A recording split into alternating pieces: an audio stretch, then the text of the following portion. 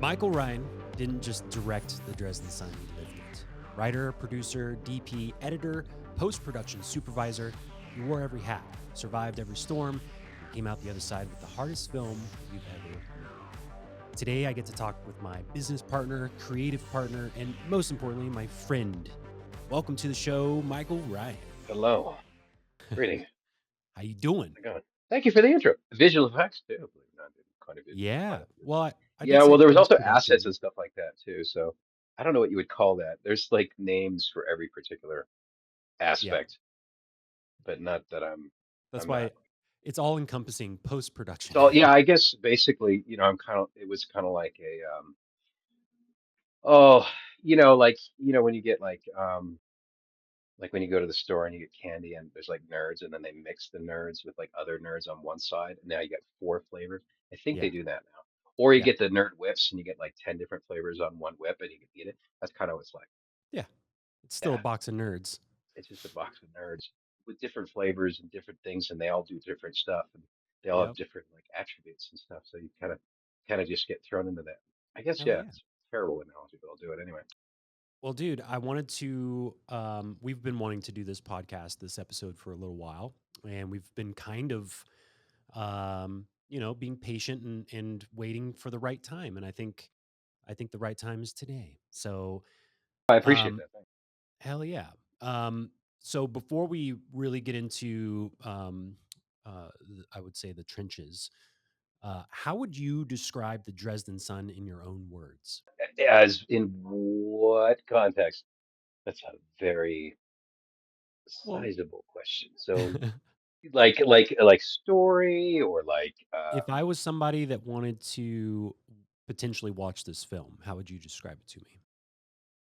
uh okay. If you were an audience member who wanted to watch this picture.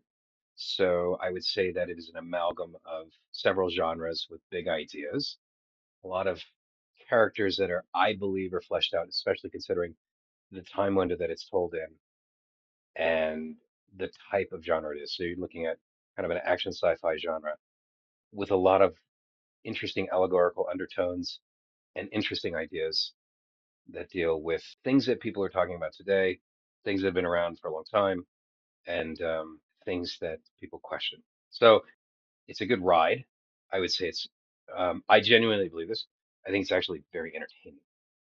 Even though it has all these interesting ideas, even though it plays with like interdimensional reality or mercenary work in a cyberpunk corporatocracy kind of world, or different variables and different stories intersecting with each other that are all uniquely interesting.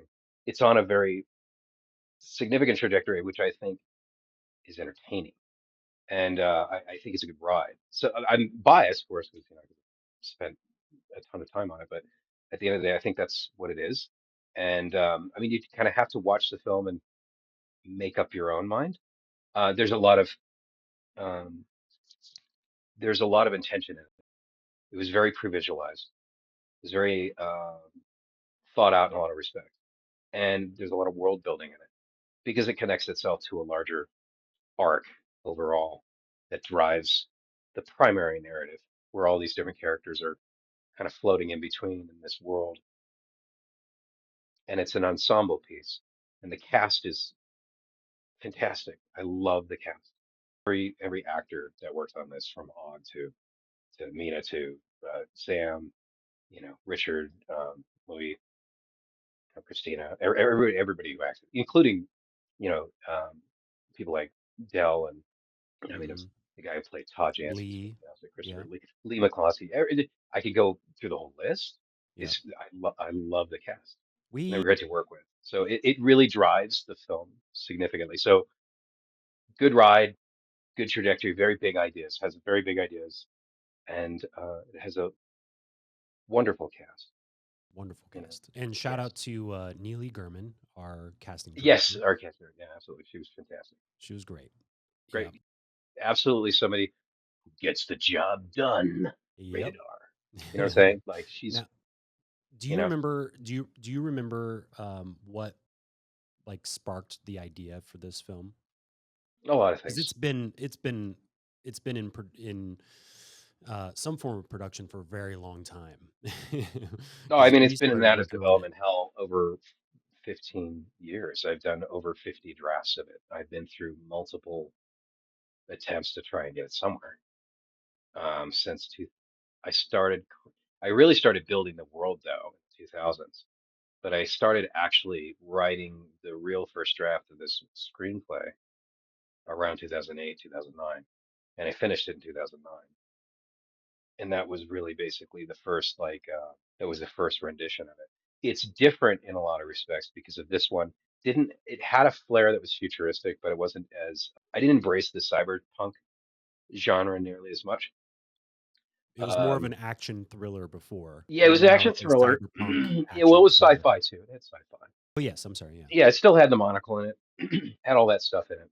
It just was, I think it was a little bit more closer and contemporary perspective of the production design. So the production design in this one, which was great because you can go off into so many different directions to try and really tell the subjective nature of what the story is through the production design, which is the reason why it's so colorful. And the previous one really didn't have that baked into it. It really did deal with a lot of finance. It really got into the financial model and was really introspective on it. You know, how markets can actually be rigged. That kind of stuff was very influenced, especially by the 2008 crash. But there was other things that had a huge influence on it. Consciousness, you know, those have been beaming around forever. Philosophy, um, you know, interdimensional reality, string theory, non-locality, you know, things like Schrodinger's cat.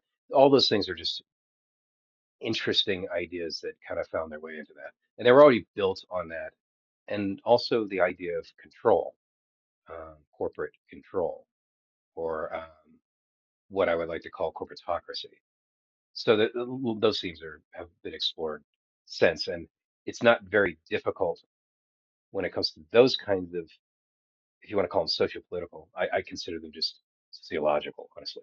It's political because it deals with power, but it's still sociological because 1,000 years from now, nobody will know what any of this shit is if it's ever recorded or if we survive as a species. Because empires come and go and corporations come and go, and they're as fleeting as grains of sand on a beach. They really are. yeah. That's the reality of life and respect throughout history. And We have to deal with it in a present moment, which can be both invigorating and painful. So there's a lot of suffering involved. So a lot of that stuff has to do with control or the illusion of it, and so those things kind of found their way into this ensemble piece originally that revolved a little differently around some of the other characters. And then some of the characters' names changed, but overall, I remember when we were doing it and we did the promo. hmm And the promo was really just proof of concept. It was really like, okay, we did the heist.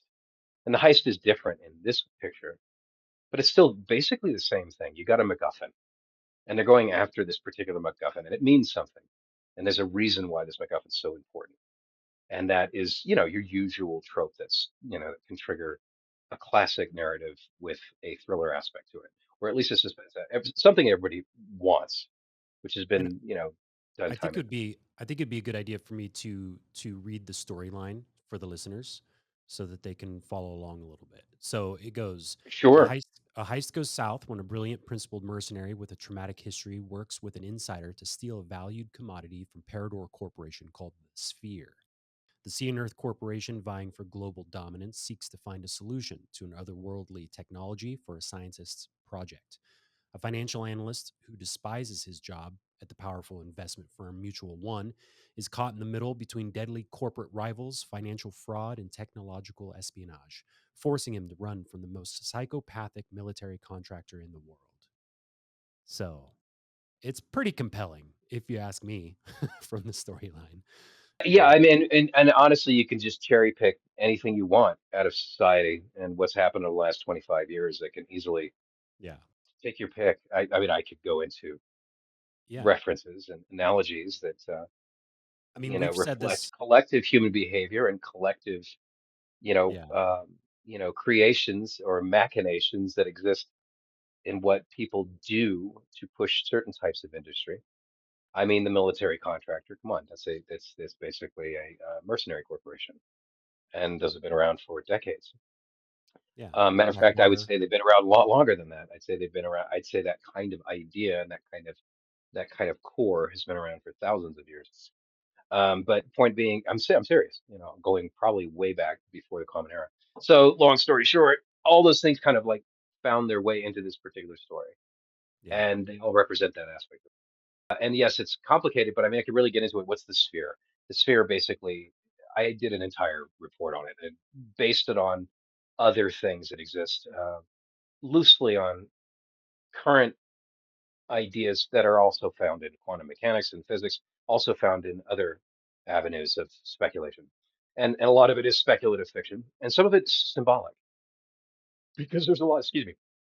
Um, there's an esoteric side of this movie as well, so it's symbolic. There's a lot of symbolism in it. So basically, all that stuff is kind of the narrative again because it's an ensemble, and I don't want to give away. I apologize if I'm being relatively vague, Yeah. The but film's I'm not trying. out yet, so Film's not out yet, and I don't we're really want trying to to spoil it. navigate Um, around some of that. But yeah, I'm actually no offense. I'm just trying to keep.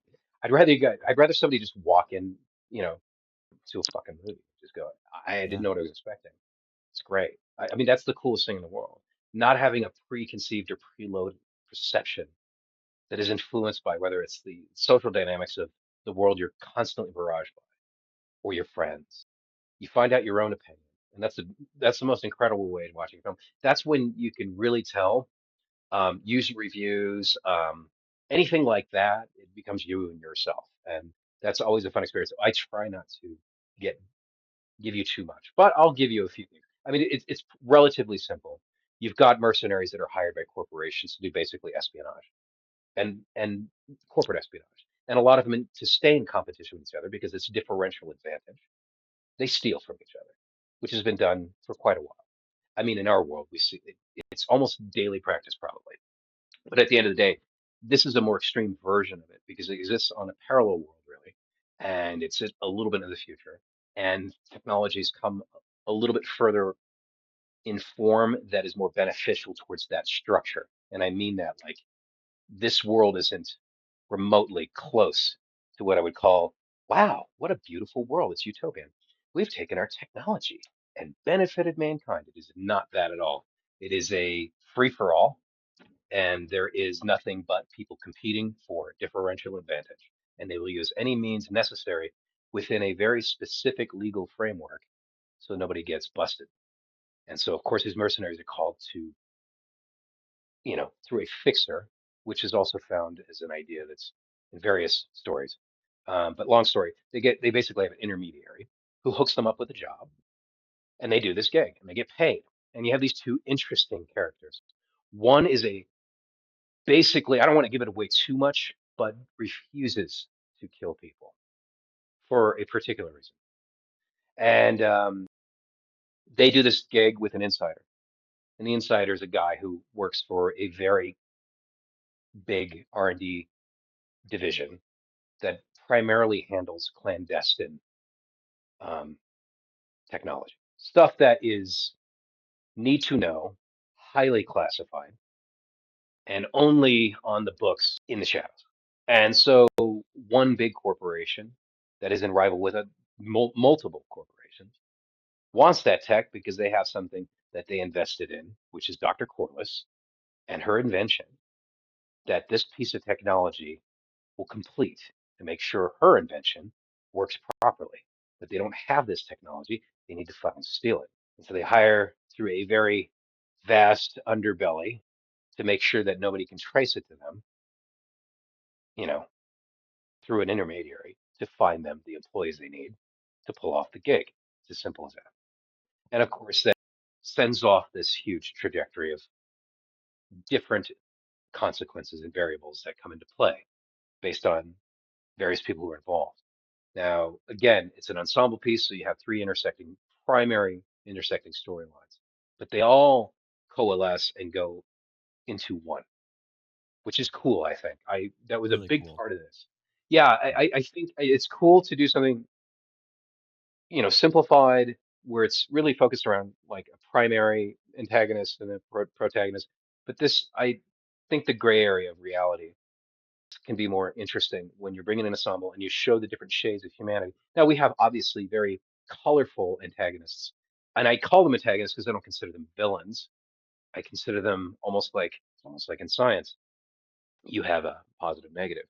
Hmm. So it's the primary trigger that creates significant conflict, but that's not the only antagonist in the story. Like Malik, who runs the this massive, well, this mercenary corporation that does, he makes money off of this. That's how he gets his wealth. But he's only one aspect of it, and his involvement is based on contract. So there's a gray area there. And then there's the Sea and Earth Corporation. They're an antagonist, but there's also a gray area there. Because Dresden, even though Dresden is invested and works with them, doesn't necessarily agree with them. Dresden has their own, you know, she has her own objective of what she wants. So everybody's got their own things, and they're all kind of caught in between this crazy structure that precipitates the narrative in this environment, this world that is kind of like the overlord of all the corporations, which is really like the weather and the color. All those things kind of represent the world, and then all these players in it. And then it has relatively philosophical and cathartic perspectives in it based on the characters' experiences and the ideas that are inherent with what the sphere means and what Dresden Corliss's invention is, why she would do this, why this person's there, and so on and so forth. And all those things I think are reflective of especially today's zeitgeist with technology, consciousness, societal structure, economics, everything. All that stuff kind of finds its way into this in a particular narrative. And since it's a lot of big ideas, I don't think it could be done specifically with just one story in one film. I think it just made more sense to go in an ensemble, which is more to me is challenging. It's very, I think it's fun, but it's also challenging. I genuinely think it, even though I don't want to use the word easy because there isn't anything. I don't really believe in it. I don't really think there's anything fucking easy about writing a screenplay or putting a story out there, really. Um, Especially if you're really trying to do something that's, compelling and well thought out and has a very good, um, hook to it and really good character development. You have to spend some time on that. So even if something has a relatively simple, um, you know, protagonist, antagonist kind of hero journey or a variation of that or an Arrested Development version of that, it's, you know, you got one character, one story, and kind of everything else supports that. This is like different. And I think because of the kind of world it is, it opened up that ability to tell not just their story, but the world we're in. Because I know we're all influenced by our world, where everything about it has an influence on us. The environment has a massive influence on our psychology, our brain chemistry, who we are, and we have an influence on it as well. And I think that's a big concept that is in this story that deals with that idea. And you can go right to lectures by David Bohm, quantum physicist, late quantum, brilliant quantum physicist, about that idea. And that is saturated as a tool to tell the story. And part of that is the structure of the story, I think. It doesn't exclude anything. It's not just a microcosm. It's a microcosm with another microcosm and another microcosm and some big macrocosm. If that makes any sense. Now I'm Yeah. starting to say, now I'm ranting. Well, It's a listen, lot of shit there. I wanted to ask you, going back to, you alluded to the fact that there's nothing that's easy about this entire process, but I do think that you must have some kind of a northern star that you aim for because you're a writer, filmmaker, an accomplished musician. Not very many people know that, but Oh, do thanks. you have a philosophy about creativity? A philosophy on creativity? That's a very interesting question. Philosophy on creativity. Like, I what's your wouldn't say northern I've like star? mapped out what's my northern star.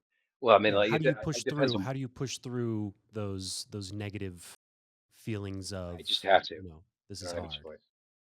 I don't have a choice, really. It's commitment. You just have to do it. I just have to.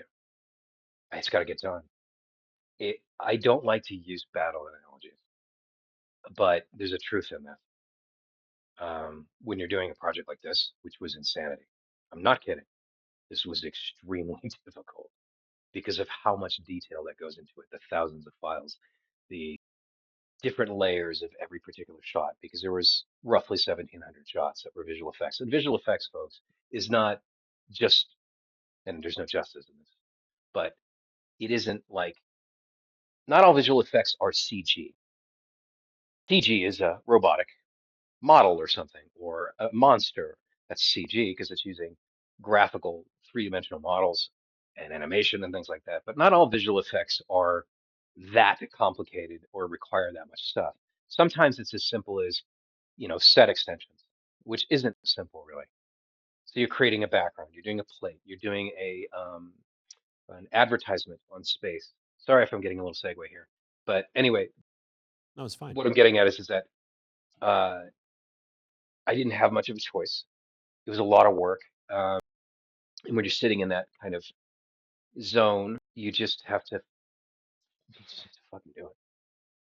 It's as simple as that. Excuse my language. I apologize. I don't know. I don't know if this is rated R, rated G. You can cut it out if you want. Rated R. All good. No What worries. what is the rating of this show? Is it R or Uh, mature or what are we doing yeah, there? it's whatever. Each Okay. episode Oh, can be different. so I can use a little profanity here. Don't worry. I'm not going to just Of sit there course. and go, Yeah. but I could say fuck you. I'm just kidding. Yeah. Okay. Cool. I'm just saying it. Well, okay. So, I covered earlier that you wore a lot of different hats. Yes, that is correct. So, which role? Writer, director, DP, editor, any of the other ones that you filled in, felt the most natural to you, Well, I and mean, it all starts with directing anyway. which one was the hardest to step into? It all starts with directing anyway. Directing is actually like because you're doing previs, you're telling a story, you're crafting it. All that stuff is directing, really, including. I mean, some people aren't as they don't micromanage the camera like I do because I'm technical and I do like to have an understanding of my composition significantly because I genuinely think that's actually what's in your brain. If you can pull that off, that is the direction. That truly is. And then that anything that unfolds from that process, whether it's a natural contribution from somebody else, then that becomes part of that arc. And then thus your creation is born through that collaboration. And that's it. So directing first because everything else is spawned from it. I wouldn't just say, hey, I'm going to do visual effects. That's the thing I don't like doing.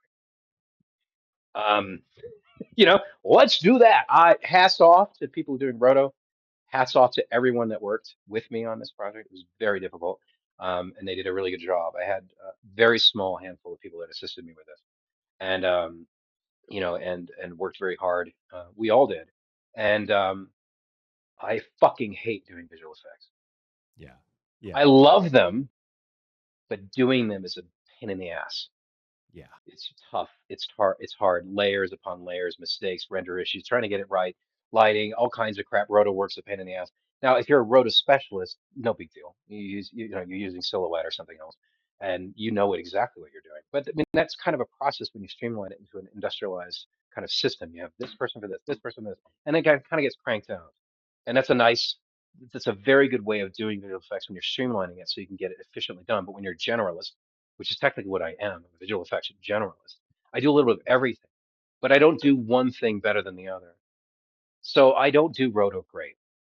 I could do it, but I'm not very good at it. I don't do modeling. You bring somebody in to collaborate with to do that. That's their specialty.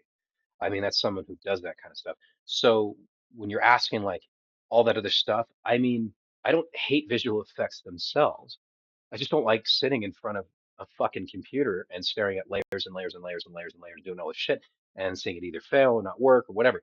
That's hard. And that's fine. I'll do it. I did. And sometimes it's fun. There's a certain fun to it. When you pull it off, it's nice. When it's done, it's fun, actually. That's when it's really fun, when it's like done. Because you're still not done. You're still going through it. You're still going over the layers, over this. You're still revising it and so on and so forth. So I found that to be the most difficult because it's so tedious. And plus also managing all the media and then creating assets for it. There's a lot of assets that need to be created for this movie. They were ads which were created live. A lot of them were created actually live, and I shot them Yeah, and directed them we and cut them do. together as special. You were there with We one of those shoots. Yeah, and for the listeners, in the film we have a lot of holographic advertisements that play in the Yeah, city of Silencia. So yeah, like sleazy, like fucked up, yeah, kind of Blade Runner broken. esque. Yeah, that or Cyberpunk 2077 or the video game, which is phenomenal. Or William Gibson, Neuromancer, Johnny Mnemonic, Total Recall, Philip K. Dick. That kind of stuff that insinuates this just barrage, this intense vomit of marketing on the most primal and Freudian levels you can think of. And that's basically what it is. Get this, buy this, blah blah blah blah. Just Yeah, in your and it's just face. in your fucking face. Which really we're kind of there already. It's just a little bit more, what's the word? It's like somebody did the same thing, except they put a nice gloss on it, so there's a little more Yeah, deep. Oh, that's nice. But yeah, I mean, people are like, they might as well just, they at this point they might as well just glue their cell phone or their smartphone to their forehead. yeah, It's just yeah. be, I take me to I your cup, remember. I take me to your cup. I'm ready to fight. I remember when we were going through the rewrites on this thing, and this film is kind of set. Would you say like 35 years in the future, 40 years in the future, I would something say like about that? 30, roughly And 30. so we imagine the advertising would be so obscene and in Oh, your it face, totally. you know, And it would be sexualized too. It would be sexual. It would yes, be hypersexual. again a Freudian, like Gestalt. It would be Freudian in one respect. I base that actually. Some of that's actually based off real things. Edward Bernays, public relations guy from the 20s all the way up until the 90s, who retired. That was basically the birth of how you can use behavioralism, ideas and emotional and biological stimulation to create impulsivity. That the marketing becomes something that taps into your impulsivity, your more animalistic desires, as opposed to your rational and objective nature. And that is actually a very powerful tool to motivate people, without reason. And advertising has been basically at this point, it's almost a science in neuroeconomics. That's actually a real subject where you can pretty much tap right into the noodle, Yeah. get that brain chemistry going, create Um, addiction. I want to get And so, into. Oh that yeah, go kind of ahead. stuff. No, go ahead. I wanted to get into part of what Hollywood is Dead is meant for is to kind of get a peek into the processes and stuff of filmmakers and hopefully inspire the listeners to make their own thing. But and so I wanted to talk a little bit about uh, you know I mean we've already established this was a very very very difficult film to pull off.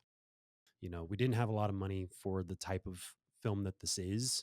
Typically this would be a big studio movie, and we were able to, I believe, you were able to kind of pull off this absolutely a studio level um, film. And so, but during that process, there was, and you and I have talked over the years a lot because this, just like kind of, um, what would you say, just commiserating maybe a little bit. But was there a shot like that we actually had to go shoot, not CG stuff, but that we actually had to go shoot that was so hard to pull off that you weren't sure that we'd get it? I can think of one, and I knew we would get it, but there was just a lot of roadblocks. Can you think of one going back to? I know this is a little while ago now, but No, I going mean, I back to when remember we were pretty much actually everything in filming. relatively good detail. I'm just trying to think Yeah. of, was there stuff that was like terribly difficult? I just think there were circumstantial, excuse me, stances that were, like with all movies, they have challenges and there's different types of variables that come into play. Everybody, you got a crew and everybody's doing all these different things and you have adversity, whether it's COVID or money or a location that falls out. There's all kinds of things that happen in movies. It's just part of it. It's trial and error.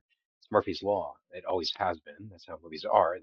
happen in real time, and then they die after they're done shooting, except for the post-production process and the distribution process. So I can't really pinpoint really was there a particular shot to pull off. I think honestly, with everyone that was there and everything we did, pretty much the shots that I wanted to get, we got. Yeah. I just can't. I think it's. I don't think it's just one particular shot. I would say it's getting a particular look or a particular location Mm. or something could have been difficult. So, I don't know. I mean, like, that's a very good question. I'm trying to think here through my head because honestly, the whole thing was difficult. It's hard making a movie. It's really, really hard. I mean, you can have quote unquote a smooth shoot or a smooth day, and then you can have a rough day. It doesn't matter because that's what we did when you're shooting, especially when you have this many visual effects and this much world building and all this stuff. That's only half of it. Then you get into post. You get another shooting. It's another version of shooting. So I genuinely just think they're all fucking hard. Yeah. But I don't think it was technically difficult to get. There were a couple of things that were like, okay, that could be hard to do. But I mean, I genuinely believe making any project, problem solving is your best friend. And sometimes you have to problem solve and find a new creative way of doing it. And that creative way becomes better than what you pre-visualized. And that happened on multiple occasions, which was really dope. And I love that. It's fire. And so, like, long story short, all that stuff kind of came into play. So to me, I genuinely think across the board, it's difficult, but I can't really think of a particular shot that was hard. Like, could we technically pull this off? Do we have the time? I mean, that Yeah. happens every day anyway. I would say though, I think like the octagon room stuff was pretty tricky. Oh yeah. That was tricky to do There's a lot because of there's so much going on because you have blue screen everywhere and you have all this stuff and you have to put it together. That was tricky. Was it hard? Well, sure. You basically multiplying and doing set extensions. It's hard, but was it impossible? No, not at all. I don't think there's anything that was impossible even when we were doing it. I mean, I don't agree with that. I mean, there's a limit based on what you can do, physically and what's available financially, but you can push these envelopes by coming up with creative solutions or compositional ideas that tell the same story and tell the same thing. And then later, especially this is the beauty of visual effects, not that, forgive me for saying the word hate. It's me about sitting in front of After Effects or Nuke or something that I don't really enjoy, but I'll do it. Anyway, I'm getting segued.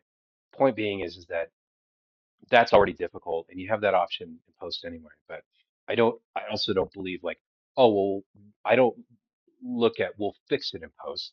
Post is part of the creation, especially on this production. So everything we did had a certain level of difficulty because it was still going to go into post and it was incomplete, really. yeah. And that's Yeah. what we call an incomplete shot. So I think the ones where there were things like that were difficult technically and hard to deal with sometimes. Yeah. And I will I don't say, know. What was the shot that you were thinking? Seriously, what were you well, thinking? man. Oh, the one that I thought was going to be more difficult was the car chase because Oh, that was tricky. Yeah, that was it was that was is as the producer, I'm like, oh man, we don't like there's not a lot of time, and there was discussion about doing it on green screen, which I was wouldn't no, it absolutely would have looked out terrible. of the question. It would have looked terrible. And so I'm like, okay, we have Especially to with do it practically. So, it's like we yeah. had to come back and I was make already the looking decision. at options for that and it was, I yeah. Yeah. Honestly, no, I didn't have any shooting it live was actually that was a hoot. Oh, I bet. So all that Yeah. stuff was That was the fun. only day I wasn't able to be on set. And I was like, Yeah, son yeah. of And a. getting those plates and stuff like that. There was certain things that we needed to get, but shooting it live is actually a lot easier. The irony is that when we were shooting everything that we shot with the car chase stuff still had to be composited. Everything had to get removed. But shooting it live is honestly a hell of a lot easier than trying to recreate it in a Yeah. three-dimensional space and do it Oh my God. Yeah. exactly the way you want it with the composition that you're looking for, Yeah. especially to make it organic. Yeah.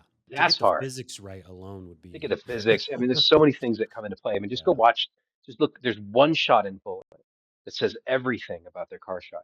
It's only one shot that kind of gives it away of how much is going on realistically. It's when Steve McQueen puts the car in reverse. He puts the fastback in reverse, and you pretty much see the axle and everything almost ready to break because he puts in such Yeah. fucking power into it, and you see it. That's real physics right there.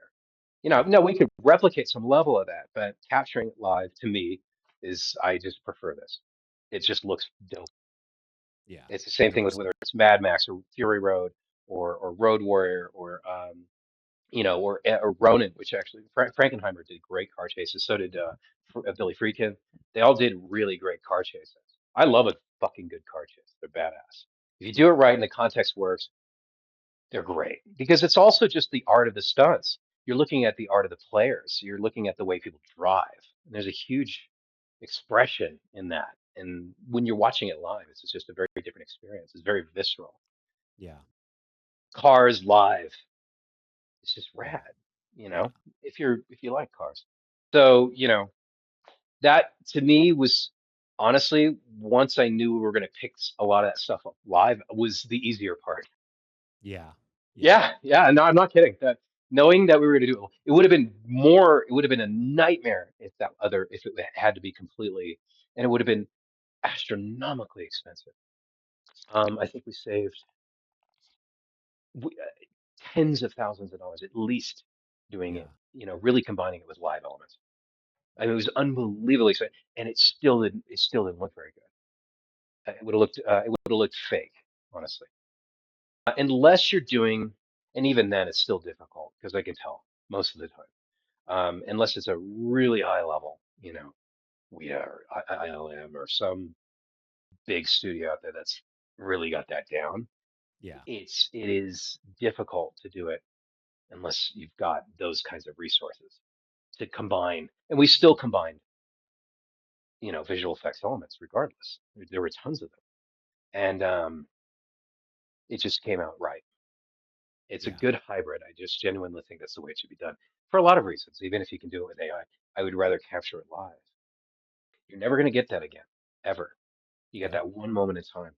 Grab it because That's pretty that's cool. it. Yeah, and then you get the expression of the actors doing it. And most people don't understand is I'm a huge fan of stunts, and I love the way stunt players play. Shout And I out to consider Cammy Bruder. absolutely Camry Bruder was fantastic. All the stunt people in this were just awesome. Yeah. We had a They were bunch great. too. We had a Yeah, lot. we had a ton. They were just incredible and really lovely people, really nice and just easy to work with. They did a great job, and they put a lot of effort into it. They just did a great job. And there was, the thing about that is that is an art.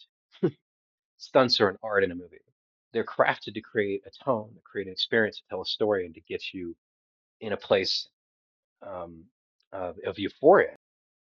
And that's part of the art. It's part of the design. And so people who are actually doing it are crafting it aesthetically for the camera. And they're also trying to make it, realistic simultaneously, which is tricky. It takes a lot of training, just practice and things like that. But that also depends on how you capture it, compositionally, how you do the lighting, how you're using the camera, how you choreograph it with the actual stunt, rather than just documenting a stunt, which I genuinely think a lot of people do in modern cinema. That you can Mm. choreograph it with the camera and the edit. And I really am a big fan of choreography between the relationship between the camera, the light, the edit, and the stunt. To me, that's all telling the story. And I think you can do that artistically on so many levels. We've seen it done before. So that was kind of an approach, especially with the car chase, because it was Yeah. such a limited amount of time. It's not terribly long, which a lot of action sequences aren't, which is interesting. Yeah. Otherwise, I think you run into a lot of diminishing returns. If something gets too saturated, it loses its underpower, the thing that drives it. Its kinetic energy dies because it's a diminishing return. It's overdone. It's best when it's done in doses. So it creates kind of a parabola of reward and experience and something that becomes surprising and it doesn't become too familiar. You don't want that kind of stuff to be familiar. You want it to be a surprise. And I genuinely think stunts and that kind of stuff should be a surprise. But going back to this, I know we got segue. Um, I honestly think the most difficult stuff really was trying to get. certain things with blue screen and green screen. Like Um, wrapping your head around that. Like yeah, trying to so get that stuff on the correct day that with the that you compositions. mentioned with the what's called the octagon is what we I call it, call the it the octagon octagon room. room. That's what we Um, always call it that. so when you were shooting, you had to basically shoot a mirror image, right? Like of each side, or how did For you the most wrap your part, head? yeah, yeah. I Would, mean, we would basically mapped it out. I worked with combination between the visual effects um, uh, technician who was on set, and then the continuity person. I still have the map actually. So we kind of said we need to do this, this, and this, and I need you to show me okay, so we can choreograph how they can shoot each other, which leads me to understanding how I'm going to cut it. I had already a pretty good preconceived idea on what to do and what to shoot very clearly, but it was the idea of blocking it to make sure it would add up in the edit in my head. Because when I'm making a film, I already have it a very good portion of it edited in my skull. And when I see a shot, I'll see like 10 seconds of it. I said, oh, I'm going to use that. I'm not going to use the rest of it. So I know exactly. I'm already know what I'm going to use, and I already know what I'm going to throw out because it's already edited yeah, half the time. Other times I'm like, okay, well, where is this going? But most of the time it's relatively glued together in my brain. You know, yeah. it's in my noodle. The perks of So being all the that, writer yeah, and it's the like, editor. yeah, well, it's kind of like it's kind of like orchestra. You write a composition and you have all these notes and you have all this stuff and it's all there until the orchestra, until the until the performers come in and play it. It's a different type of thing, but it's very similar in that respect, especially with the edit. The edit is a big deal. So getting that choreographed, making sure the blocking was right, making sure the shots that I actually picked, I knew I could probably cut with and say, okay, that's going to work. This is going to work. These eye lines will work. This is going to work. And then having and making sure that there was this type of chaos, which was great. And that was the best part of it. There was a certain kind of chaos, which it should be. A situation like that calls for it. It's not, even though it has this very stylistic, controlled approach to the way the action happens, it's chaos, you know, and that was the cool part of it. But we did map it out. We looked at it, and then the set was the production people, production design people, art department, they all worked really hard to get that thing, to do it with like a rotating set that could be done in multiple sections without having to build too much. Because I mean, we had limited resources. Yeah. We couldn't just do this huge thing, and we didn't have the money for that. And so And we didn't cleverly, have the the production, space. we didn't even have the space. We didn't have For the the listeners, it's like we the turned 13,000 a square foot place. warehouse Yeah. into basically a studio, and we built how many sets inside this studio? I could count them, I want to but I say have it to go was like back and 8 or 9 or at more, least way more than that. 13 maybe.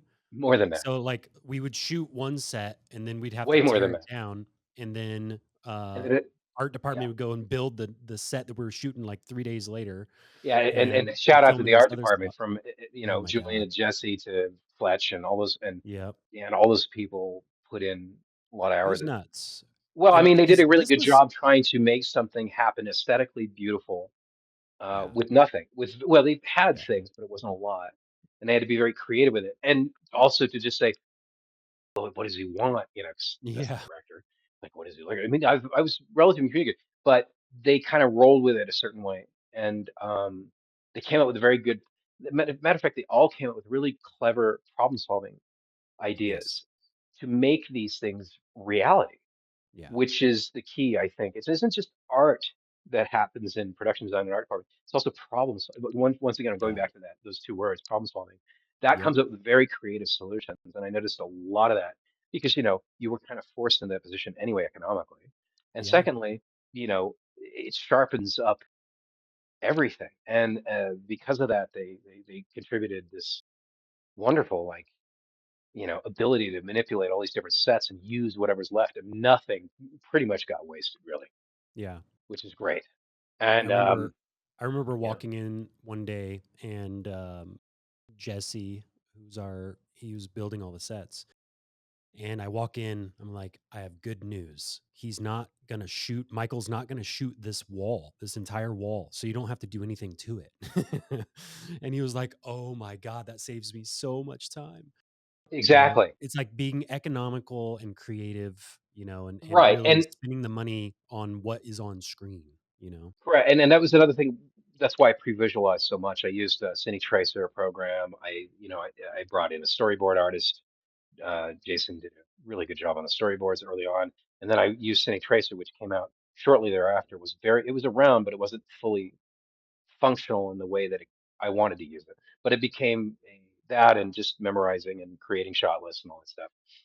But all that stuff came into focus because it helps you say, well, we're not going to shoot in that direction anyway.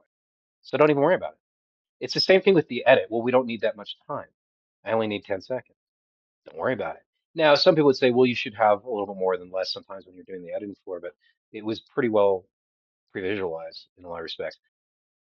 There was more, I actually cut more footage. I didn't even use a very good portion of some of this footage for Yeah. certain scenes. I cut scenes. Yep. Well, the movie's getting too long. That was part of it. But, that's the reality of it. You don't have to build everything. Yeah. You choreograph what it is that you're going to shoot, pre-visualize it. Now it's nice to have everything because then if you go on set, you can kind of like improvise a little bit, which I strongly encourage with Yeah. filmmakers anyway. It's good to be improvisational. Did I say that correctly? Yeah, I think so. so Yeah. pretty itty bitty. Improvisational. Fucking improvisational, rated R. Uh, So well, I anyway, long remember. story. Yeah, go ahead. Well, I was gonna say I remember the first day of shooting. We shot in this little set that was built, and it's meant to replicate an air shaft. Yeah, yeah, absolutely. Don't And tell I them how it was remember, done though. Don't let the audience know because then they'll nah, start looking nah. for it. I'm just kidding. But Og was just like, he's like, I'm a this is magician. incredible that it's so realistic. Like it looks like an air shaft and Exactly. like a I rem ducting. And he was I like, remember. this is so nice because I don't have to imagine, I'm not staring at a green, tennis ball. It's like this is Yeah, it's what Christina said once. She said that, "Are we in a green box today?" Yep. Yeah, we are. Okay, I get that done. yeah, yeah. So it's like there is a difference because I think it does as an actor myself. It's like it's nice to be able to take in your surroundings and let it inform your performance. But it was really cool. We did so much in such a small space. It's pretty incredible. Well, you try to use the environment to your advantage as well, which we did. Yeah. So Yep. we'd use the outside, we use the wall there, we use this, We used every anything, square inch of everything that was place. used. Yeah, it just shows, haste and waste are two things, which is something we couldn't afford. Yeah. It's nice Yeah. to have the option to go and improvise on set when you have this massive set and you can kind of Yeah. play around. But Yeah. with the budget, plus also, it's also why would you know, why would you in general like have a huge set built if you're already going to only shoot 7 or 8 shots that are in a particular direction and they're choreographed a certain place? Why would you build the other stuff? It's a waste. Now, the option is nice. Well, what if you change your mind? Well, of course, you can change your mind. But if you're sticking to that, you don't need all that other stuff. And I think that's economizing. And I think it's intelligent to economize and think outside of that, especially with how you see your edit. But you got to remember, I'm also an editor. So as an editor, not everybody's an editor. You know what I Yeah. mean? A lot Yeah. of directors aren't. They go to they have a relationship with somebody that they delegate that to, who's really good better at it than they are, and or maybe they aren't. Maybe it's just they don't want to do it. It's irrelevant. But the point being is that not everybody does that. They don't go on a set and think like that. They get the shot. If they give direction or pointers, or they choreograph something, or they do blocking, that's between them and the cast. And then there's also the artistic side of it. But the edit is different. To both have the DP hat, the editorial hat, and director hat, to me, is my process. Yeah. That's how I always done it since I was a little kid. And it makes sense to me the most because I see it and I can achieve it technically. So I'm like, okay, if I want to do something really ambitious, you got to know how to pull it off. And if you have no money, you got to really know how to fucking pull it off with no money. And that requires a lot of like, you have to really think it through. And then you have to make a choice on whether can you do this? Do you have this particular gear or do you have this way of doing it? How does it fit in? And how much time are you going to use it for in your edit? Yeah. You know what I mean? You don't need to, in my experience, you don't need a ton of things like that in a mise en scene or a cut. You just need a little clippets of it. So you're going to cut it down anyway. So it doesn't matter. And so that's how I see it. And it's the same thing with the sets. It's the same with production design, which they all, kind of were on that vibe, I think. I think they all kind of understood that pretty well. And then that was it. And we Yeah. used what we had. And we did discuss these things, and these things were kind of discussed not ad nauseum, but quite a bit. And then Oh yeah. everybody just kind of rolled with it based on the limitations we had, especially Yeah. with COVID. COVID was very difficult. COVID was a gigantic wrench in this It was brutal. whole thing. It was Yeah, it brutal. cuts off your accessibility to all kinds of things. And then, Without yeah. and it's also extravagant in cost Yeah. to manage. I mean, it's so Yeah. expensive, but it And puts a it's like damper. it's We had like a very we're limited a fund. small indie film production company. This is a completely independent film. This is not a It ain't a small studio. movie though. It's not a small movie, but it's like we did we did a lot with what we had available to A us, lot. which I'm really proud of, you know, Good. No, I'm glad you and are. you know, it's like we you Oh, know, we've me too. I mean, I worked tirelessly for like 2.5 years straight. I think I averaged somewhere between 70 and 100 hours a week on average yep, for a long time. I don't even know what a holiday is. What the fuck is a holiday? yeah, So, it doesn't matter. And at the end of the day, that's kind of what you have to do when you do something of this scope. And on top of that, we just, there's just certain things that is uncharted territory when you have limitations and you're trying to put it together, like the visual effects supervising. That was a big thing, and the post-production yeah, supervising. Those two things are very difficult, yeah, especially when you're doing the media management yourself and you don't have someone doing that for you. Now, I yeah, did have some administrative help from Dramos and yep, Charlie and stuff like that. They helped me with certain things, but overall, I had to manage all this media and also provide assets and build things and get things prepped, and it's difficult. So all that stuff kind of factors in. If you don't do that, the scope of something like this is not possible. It's the yeah, same thing with pre-visualization. This is why storyboarding and especially when you're doing a science fiction action genre film that is highly stylized. This is a very stylized picture. You have to do this. Otherwise, you're going to get lost. You have to have that trajectory. You're not going to know what you're paying for and so on and so forth. And adding green screen was not a big deal. There were times where we're like, okay, we need more of that, more of this. And I'm like, yeah, we're going to have a lot. That's okay. It's kind of the nature of the beast, and that's okay. And that's how it just turned out to be. But the scope of the film is I'd hope, and I hope people who watch it, considering how little money was put into it, um, uh, watch it and go, yeah, that's a yeah, fucking ride, dude. That's a lot of yeah, shit in the movie. yeah, You know what I mean? yeah, Like that's a lot of shit. Holy fuck, you have all yeah. that stuff in there.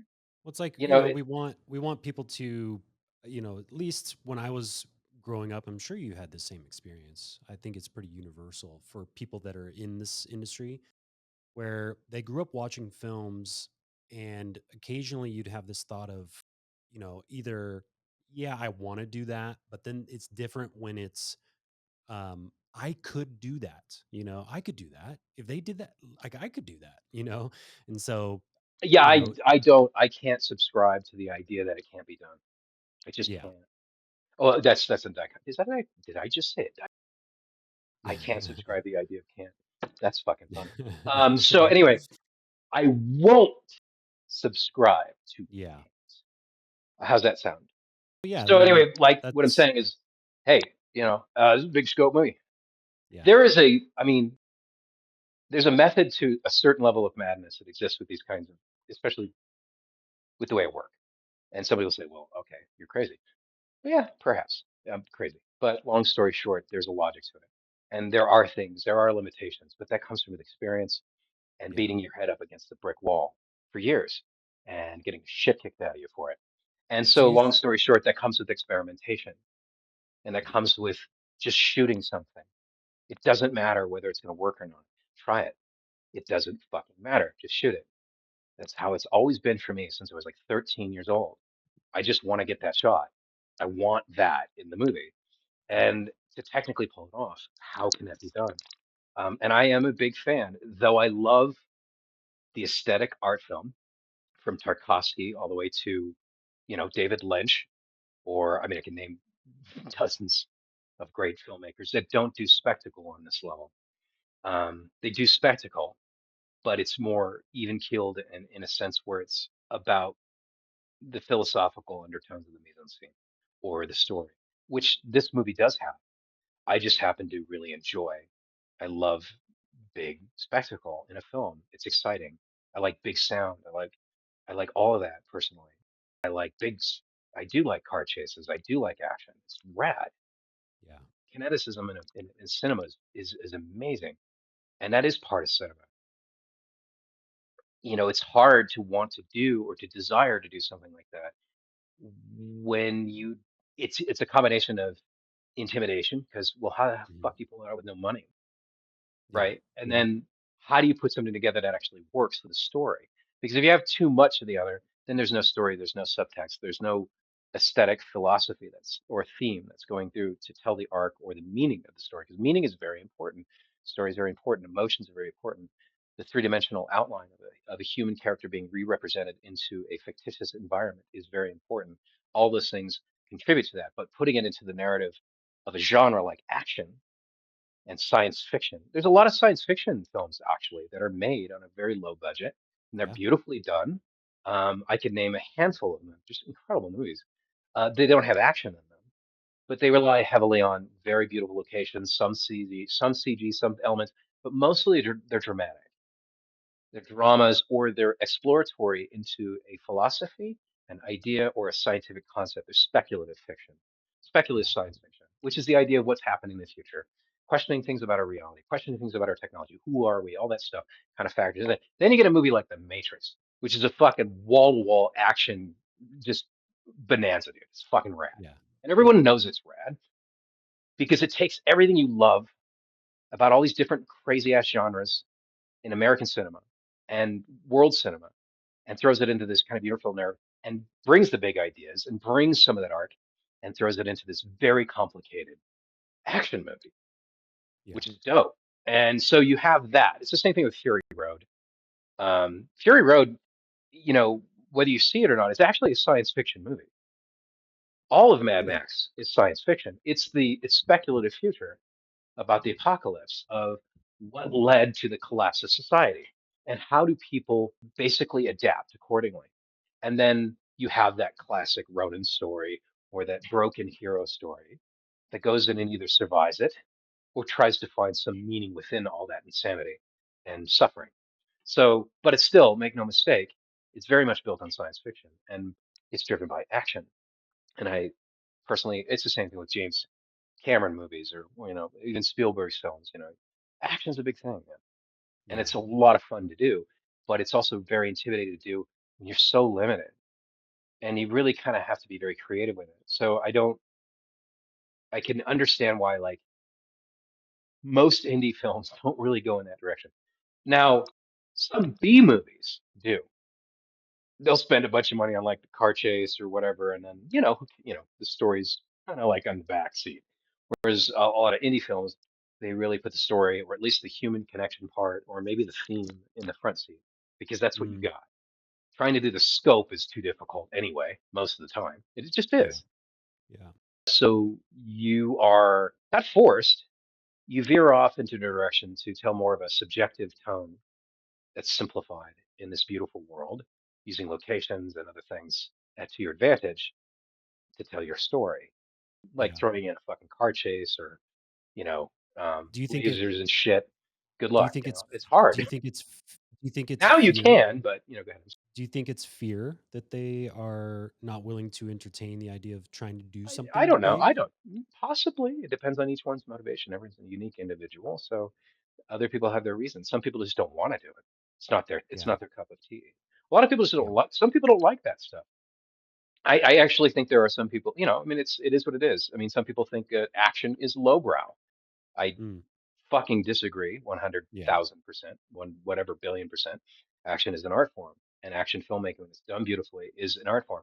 Sure, it's very entertaining. You don't need a huge attention span to get through it versus watching something like The Stalker from Tarkovsky, which is Yeah. basically slow motion. Yeah. It's a slow motion delve into a philosophy of his mind and his perspective of reality and what that means with the influences of where he lived, which was the USSR. So he did that through this slow process. Miller comes in and does it with this unbelievably fast experience. And they're both equally aesthetically valuable. They're just different. So some people don't like doing that. They just don't like it. It's not their cup of tea. And then some people fucking love it. And then there's some people who are like, I haven't tried it. I'd like to try it. That's pretty cool. You know what I mean? So it depends on the person. Yes, some people might be intimidated. I genuinely don't entirely subscribe to that idea for one reason. Because if you really want to do something as a filmmaker, you'll figure it out. You'll figure something out. Whether you're going to use CG or whatever you're going to do, a very all filmmakers, in my opinion, are ambitious anyway. That's innate. You can't not be a director and not be ambitious. The whole point is to try and get a story that nobody else has heard that except you want to tell that story or that idea, and you are going in that direction because you have to. That's Yeah. ambition, honestly. I mean, it's also vision, it's also excitement, but it stems from that has to be done. Yeah. So I genuinely think that any person out there who's a filmmaker who wants to do that, they will figure out a way to do it. Now, it might go on hiatus for a minute because it does require money. And Yeah. some of these films just cannot be told with low budgets. They just can't.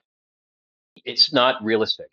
You need resources, you need people, you need crew, you need collaboration with a post house, whatever. All that stuff needs to come together and it costs money, labor and time, and people's lives are at stake. People need to make a living and they're also, working on these things. And that's just the reality of it. That's the economic side of it, in this market-based economy. So you're Yeah. dealing with those kinds of aspects, and that kind of deters people, I think, more so than the fear of doing it. I think it's really more of an economic thing. I think it's people going, well, we really can't afford it. Yeah. Yeah. I think that's most of the time, unless you can come up with a very creative way to do it and Yeah. I aesthetically think, to bring it into your story. see, I think But that's- that's that's a really important point. It's like, I think there's in the indie world, um, there's I think there's some sort of lack of vision where people are Interesting. chasing this algorithm. It's like they want to chase what is popular right now, and by the time their film comes out, it's no longer its old hat. It's like there's already 10 other movies out there that are like it. And so having the vision to tell the story that only you can tell, you know it's like nobody else could tell this story the way that you told it. you know and the Yeah, reason we were able to pull off what I believe is an extraordinary feat, is because of your vision. Do you think oh, thank you, that sir. that Appreciate it. you, as, let's say this was your first project, do you think that you Yeah, could have pulled off this film? not at this uh scope. I mean, it, maybe. it's Oh, no, based I on would have got it. experience, right? I would have Based gotten on it your done probably. experience. It would have gotten done. Yeah, First or second, it doesn't matter. I still would have fucking done it. that's true. Yeah, I absolutely would have done it. Yeah. And I don't know if it would have formula. I don't know if the movie would look the way it is today. It might have looked. It would just be different. Yeah. It'd probably be. I don't know if it would be less of a film or more of a film. I just don't think it would be this film for sure. But yeah, I, Yeah. I would have done it. Yeah, sure. Yeah. Of Yeah. course. I I have to. believe that. I do believe Oh, that of course, because dude. It you doesn't do have matter. Show yeah. must go on, babe. You know what I'm Yeah, saying? well, You got to just do it. yep. I'm And it just sounds thankful that we fucking made stupid. It sounds like a. I just sounded like Nike commercial. But long story. just do it. Just No, do it. I'm But thankful that we that's made it true. when we made it, because if we had made this when we originally were trying to get it made, 10 years, 15 years ago, Well, I don't think we would uh, have had the same resources. I don't think it would be not the the same same movie. resources, even technologically.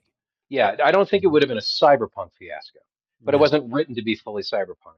So I don't think it would have been hamstrung by nearly the kind of demands that were placed on it this round because of the accessibility to cheap software, more people working in this world. You have overseas, you have accessibility to everyone, and Yeah. including yourself. You can do it as a generalist.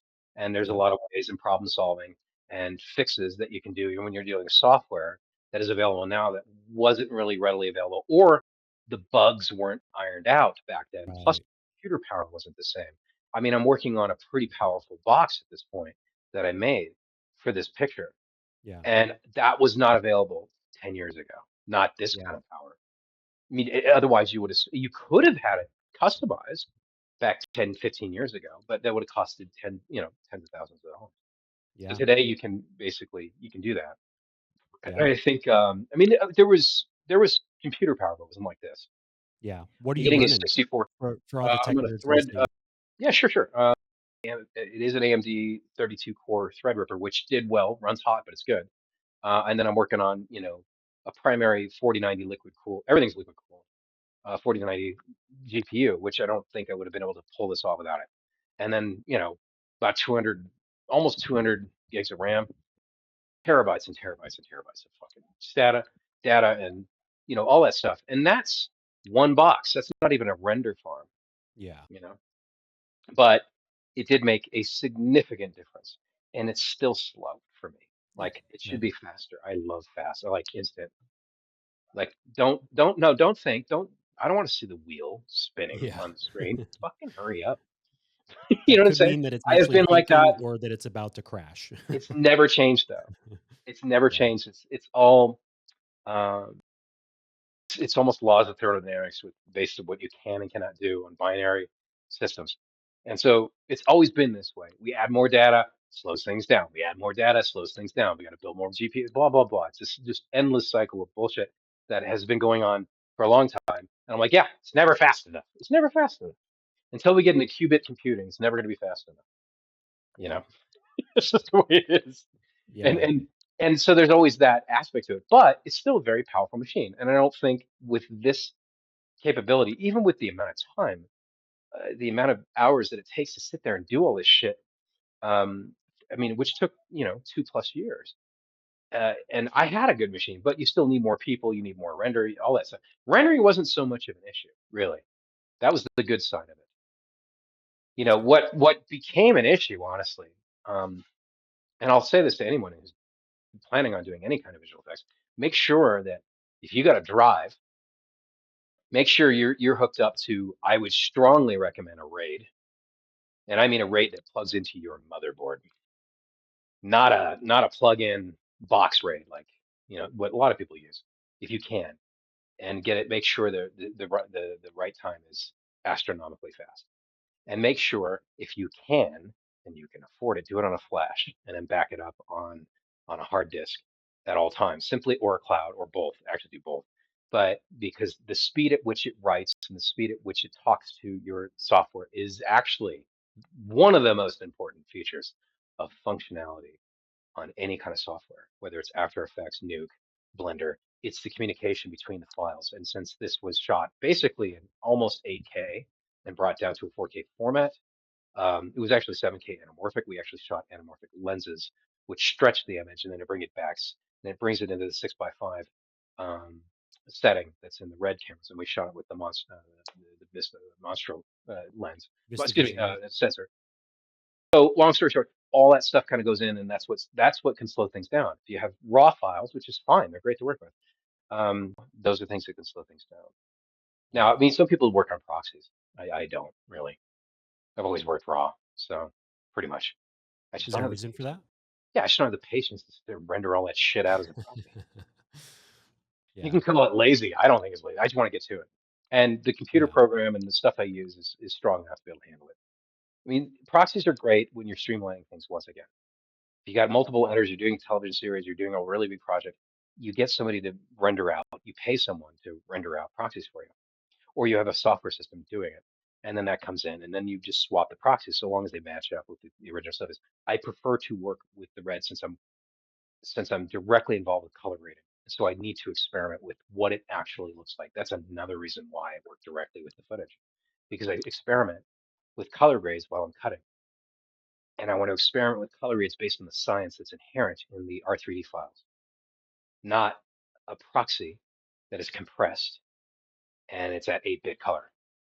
I need Yeah. to be able to experiment with color grades at a 32-bit color scheme, period, and at all times.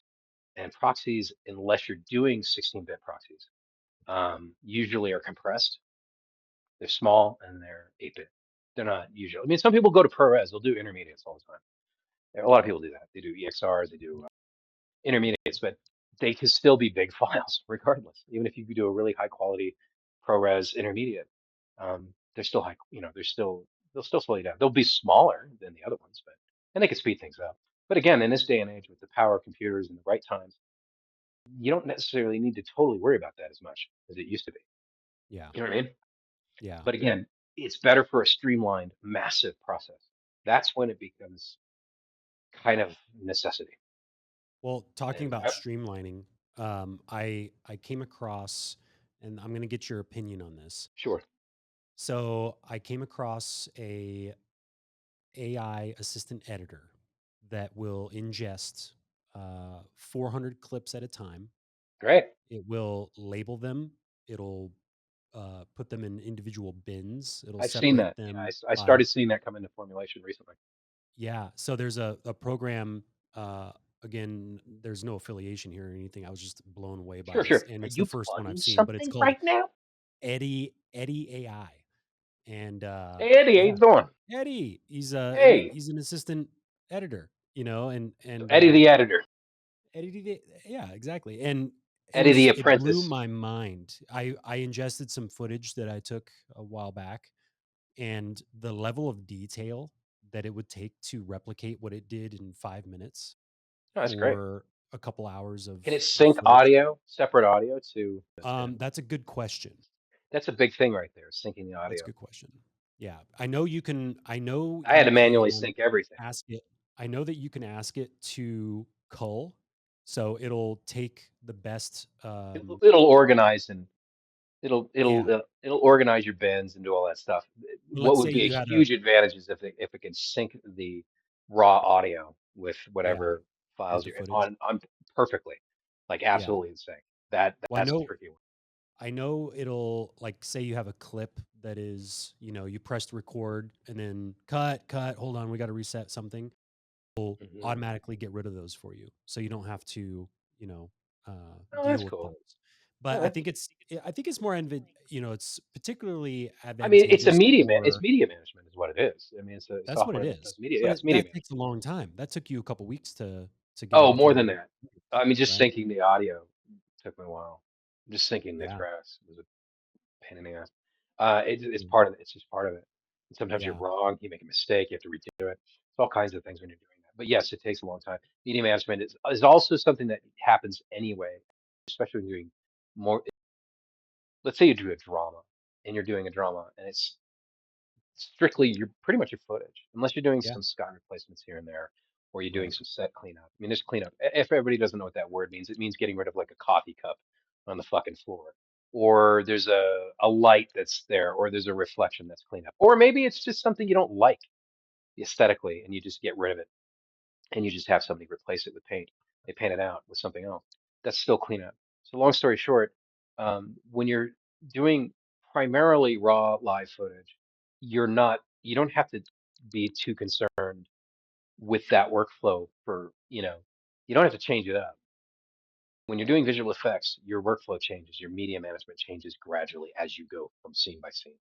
And as you're getting things done, it just changes because you're bringing in new shots, you're rendering out new shots, you're doing new assets. So it changes the entire flow. So it's kind of an organic process most of the time, at least from my experience from when I was doing this picture. Part of that Yeah. had to do with the fact that I had limitations on how many people I could bring on to assist me with a lot of stuff or to work with me on a lot of stuff and to create with me.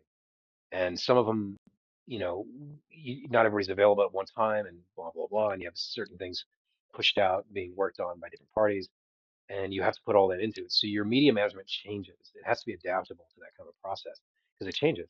Now, if you're going back to the drama, let's say you shot, I don't, I'd say Honora, but Honora actually has quite a bit going on in it. So I'm not going to use that. There's a lot more stuff in there than you'd think.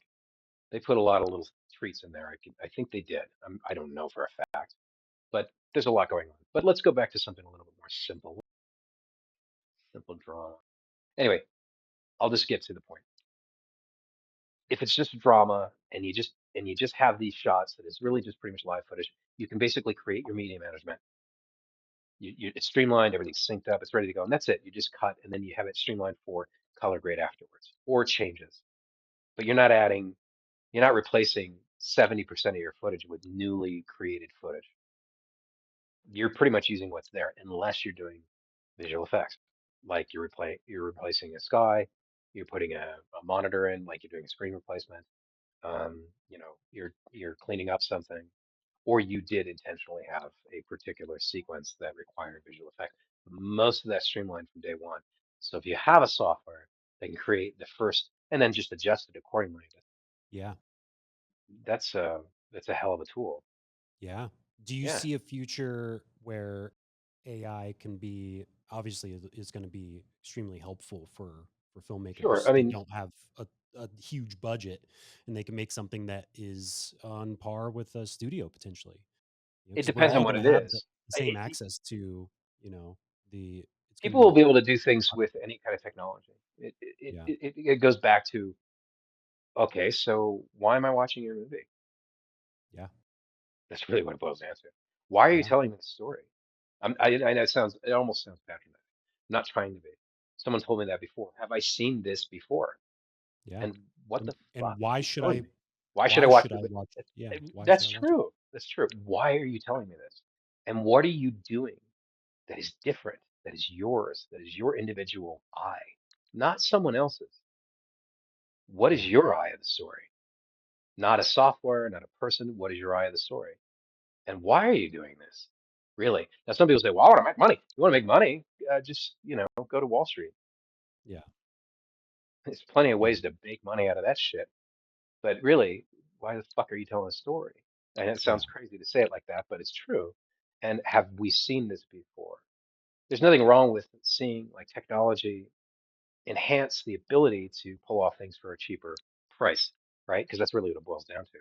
But there's also, I'm a huge fan of organic also approaches.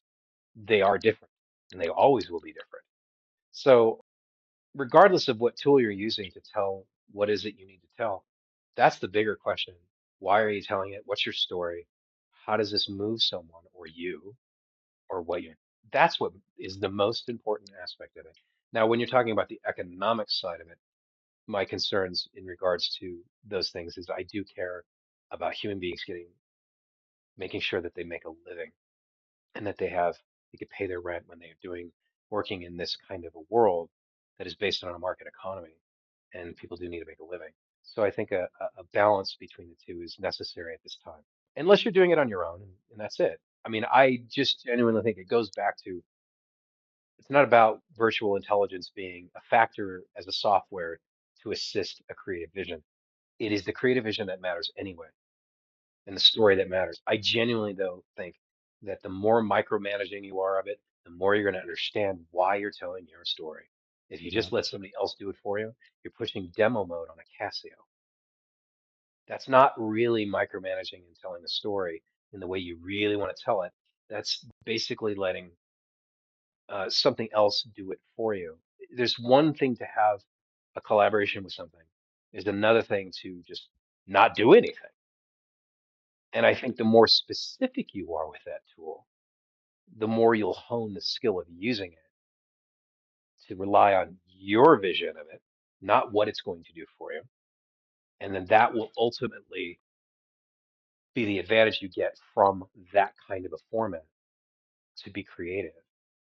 yeah, How are you going to fine tune it? I genuinely want to know exactly what the shot is, where the light is for a reason. There's a reason why I do that. There's a reason why I put the light should be there. There's a reason why there's a color there. There's a reason why the camera's moving in a certain direction. And there is absolutely a reason why it's framed a certain way. And that requires oversight on a very significant level of detail. Now, some people are like, don't do all that. Don't worry about that. And that's fine. That's my process. And tell, that's how I do what I do. And there are other directors who do this. You know, this is not unusual. Matter of fact, I would say that's the nitty gritty, really getting into, you know, the intensity of doing a cinematic format for telling stories and telling ideas. So it doesn't matter really what tool it is. I mean, yes and no, but it matters to the person who's doing it. What are you saying with your story? And, why are we watching this? And have we yeah. seen it before? My concern would be, which is what happens with a lot of cinema, copycatting Oh, and right. complacency and stagnance. And that happens when people aren't being proactive physically. It's important to be physically involved with things. And there's Hmm. an organic connection that happens with that. Plus, it keeps you on your toes. And I Yeah, think complacency is the enemy of creativity. It yeah. is, And in you my can opinion. kind of feel it, like when you see a movie, you can feel it in its DNA. Yes. there's something that's incredible about watching a film that is filmed either on location or, on a set. Right. But the fact that it was filmed there and there was a bunch of people All that, around and someone is whether, giving a right. real performance. You're getting human Yes. performance. You're That capturing you're that never going to moment. get again, by the It'll way. That's the never beauty of happen. working with Yeah, actors. again. Actors and crew. All their energy goes into it. People forget about that. There's a thing there. All that crazy energy that comes from the crew, comes from the development of it, comes from the conflict that happens when you're making it. Yep. That finds its way into the art. That's part of it. Yeah. Like it or not, that is actually part of it. I wouldn't intentionally say, well, let's just make chaos for the sake of chaos because we're making a chaotic movie. So let's make everything a shit show. Fuck no. But point being is, all that energy is a fact. The human body, the human energy, everything goes into that process. And there's a struggle with that as well. Some people say, well, you don't have to suffer for art. And I say, well, sometimes art is fucking suffering. Yeah. Sometimes. Yeah. Yeah. Sometimes it hurts. Sometimes it's a painful process. And I Yeah. think complacency and stagnance is is absolutely the enemy of this process. Yeah. I also think, there are other psychological things that are the enemy. Receptivity and being, I think kindness is a big deal. But you have to have conviction, I think, when people are doing these things. But going back to that's a really good point. And I think the passion that people make, and there's so many great artists that, and people who've made these films, and producers and directors and people on crew and stunt and the list goes on and on and on. Actors, I mean, all that stuff is part of that process, and they fight sometimes to do something special. And Mm. that fight actually does have strain and stress and brutality sometimes. It's tough because it's fucking hard, and Yeah. that comes out in the film. It really does, and that's a good challenge. It's also actually part of the journey. It adds to who you are as a person, I believe. I think anyone who goes through something like that, that's part of your memories. That's part of your life because you only have a window of existence here in this temporary realm called reality. Yeah. You are born and you die. So what do you do in between? Are you going Yeah. to sit in front of a computer Right. and then just drop dead, or are you going to go out and actually kinetically make it happen? I think a combo between the tools that you have and doing something like that creates something Yeah. special. Yeah. Especially if we were talking about like, well, where is this coming from? Why are you telling this story? If you have a passion to say something, say it. I do genuinely fall into the camp because I love entertaining films that have something to say. I can name quite a few films that are incredible journeys that have lots of action, lots of stuff, but they're also really deep and they have really interesting allegories. So Yeah. they don't, it's just not Matrix black you and mentioned white. earlier. It's like Yeah, that's well, probably we'll the look at, the one that comes to mind. yeah, there's Blade Runner. I mean, there's also, I mean, even Star Wars. It's quite a drama, Yeah. honestly. Um, you know, Lucas had a great, intense vision that he kind of put into a more palatable perspective with this love of what he liked and what he saw from movies like his first one, THX. And you could see a lot of THX in Star Wars significantly. Yeah. It's almost Yeah. blatantly obvious. But it's brilliant the way he did it because he had this vision for it, and they put all this stuff together, and all these people worked together, and they created all these different things, and he just went in there and just changed everything. And there's depth in that. And you can sit there and say, well, the dialogue's wooden. So that's the world he created. Sure, it's not Billy Wilder. He didn't write, Ace in the Hole or something. You know what I'm saying? It's not David Mamet, but I can go down a list. But anyway, those are different approaches, different tools, different mediums. And so what you say with it is ultimately what matters. I just love personally, I know it's hard to make these films, and I know people out there are making these things, and there's a lot of stuff that goes involved. It isn't just technical or financial. There's also, just relationships, all kinds of weird stuff that comes into putting something together. Some of that could be a nightmare to deal with. Sometimes it's not, but I think all that process is actually valuable. And I think having a hybrid mode to never get away from, or to not, don't get stuck into the void of complacency, regardless of what tool you use. You know what I mean? But make no mistake, the cast is the huge thing. And I'm going to go into this because I have to, because everyone who worked on this, all the cast members were incredible. I'm really proud of like what Sam did, what Steven did, Linus, Mina, Christina, Richard was fantastic, Louis was fantastic, Yeah. all of them, and I can't think Christopher. of a single person that I we can't had that say was think of like, one person that oh. In wasn't fact, I on their remember game. there's a scene that you had to cut out from the film, Lee, of course. and I was like, damn, and it wasn't because of performance, it was Had because of nothing to do with time, it. It was simply because the movie was getting too long. And to be fair, I like a long film, but this is movie. I mean, most science fiction action movies that are relatively studio spectacles are around 2 hours, two and a half, between 2 and 20, 2:20 usually. And that's kind of like what this movie is. And that was the approach. Big scope, massive movie as much as possible, and do something visually stimulating that represented every aspect and every layer and every part esoterically and allegorically of what this film is about by pushing that envelope with technology and using those that genre, which is Yeah, to me, I love working in science fiction action. It's fun. It's yeah. fucking fun. But it Oh doesn't yeah, mean much if it's not weighted by character development, theme, depth, humanity, all those things, and story. It doesn't really mean much. Now, you could throw a bunch of beautiful noise on the screen, but if it doesn't have context and it doesn't have something that you have to say, that you must go out and tell this story, then I think it's going to get vapid. right. And that's usually what I'd like to call the word content. It is Yep. disposable. Yeah. Now, Yeah. there's a quote from Benjamin Franklin: either write something worth reading or do something worth writing. I actually have that on my desk. Yeah. And I think that is a very good philosophy on how to Yeah. approach what it is that you want to do personally. So those convictions, I think, find them the way. So go back to the cast. That's a big thing in a movie. And that And must have been pretty cool for you as the writer and the director and the it's always editor. fun watching Like when you're people, watching say it your and you're shit. like, "Oh my God." Like Yeah. it's spectacular. Well, as for me, okay. So it is fun to see like anyone like say your lines.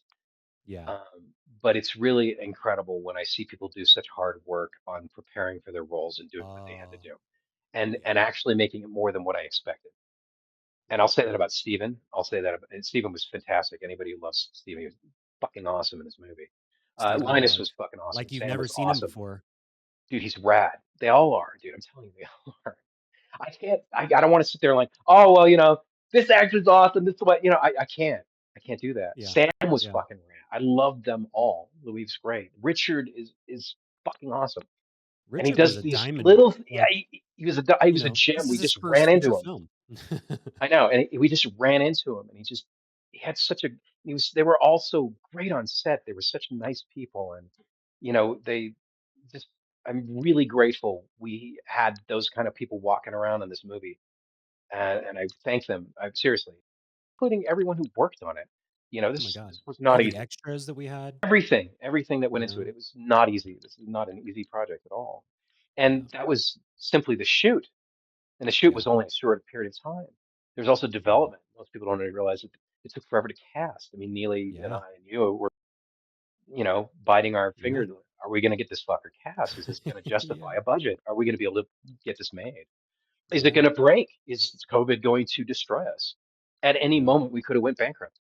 Well, I've used the analogy that I use the cinematic analogy of being strapped to the conveyor belt headed towards the bandsaw, and you're on this conveyor belt, and that because of COVID, you're going to lose uh, an appendage. You just hope that it's not your head, because Yeah. I can still walk with one arm. I can still Well, this move is what I'm getting one back leg. with the cast. We were very fortunate. Like Mina Yeah, was fantastic. Where was that? Christina was totally like everything worked out great. Like everybody was there, they did their thing, and they gave us more than I expected. And they yeah, were friendly, and everybody was very sweet to each other, very kind to each other. It was a big thing. It's a big deal. There's a lot of pressure and a lot yeah, of stress that happens on movies, and yeah. it is Especially important when to you have try. And it's not nobody's perfect. I mean, it just especially happens. when you have hard out days for for your big Absolutely. Yeah. I stars. mean, that's just, You and have you to have shoot a, those days. yeah, and you have to shoot those days. And, I mean, worst case scenario, you figure something out later. But, Right. anything's possible. I mean, but, there's a lot of pressure for everyone when Yeah. movies are being made. And that's just part of the human experience of making them. Yeah. Well, And, I remember in so we were very pre-production. fortunate in a lot of respects that we had some really, really kind and very, lovely people around, honestly, Yeah. Yeah. especially given the insanity of the scope of Yeah. what the movie And really is. going back to the finding a way, in when we were developing this, we had the phrase, or not phrase, we just have conversations of, do you think we're going to be able to pull this off? Oh, there's And plenty then of times either where I'm one like, of us would respond, we have to. of course, Yeah. that's right. I Yeah, know. You and I would there's always look at no each other. failure. Are we going to actually do it? Is this going to happen? I mean, Yeah, no, seriously, we have to. that's exactly how it is. Especially with COVID, we didn't know if we were even going to pull this off financially. I mean, there were so many different aspects to it that were problematic, Yeah. and In that always, retrospect, was it a good idea to shoot when we shot it? yes, Yeah, I agree. Because there's no absolutely. right time. There is no right time. It doesn't exist. If You you either wait go or for you the don't. perfect time, And yeah, movies are very difficult to get off the ground. They're very difficult to finance. I mean, it took years to fucking get this thing going. yep. Years, dude. Years. In And fact, failure. and So and much I can, failure and so much disappointment and so much work and time that went yeah, into just developing it. From yeah, I spent 2 years putting a deal together that fell apart. Tons of yeah, hours went into this, multiple times, and then multiple, I'm just doing locations, everything you can think of, just doing promos and tons of rewriting yeah. kinds of crazy. I mean, just the whole trajectory of all that stuff. But it was That's all ultimately the part of that thing process. So you that you don't had really, to do you this. either do it or, as they say, use it or lose it, dude. Yeah, Simple as that, man. shit or get off the pot. Shit or get off the fucking pot and just go out there and fucking do it. End of story. Yeah, Once again, I'm yeah. starting to sound like a shoe commercial. Well, Sorry. and I want to tell the listeners that a vulnerable moment that you and I had, and we had a moment within in pre-production, not pre-production, in Oh, I pre-production, remember that. Yeah, yeah. that we had a conversation where we both were like, should we pull the plug on this thing? Absolutely.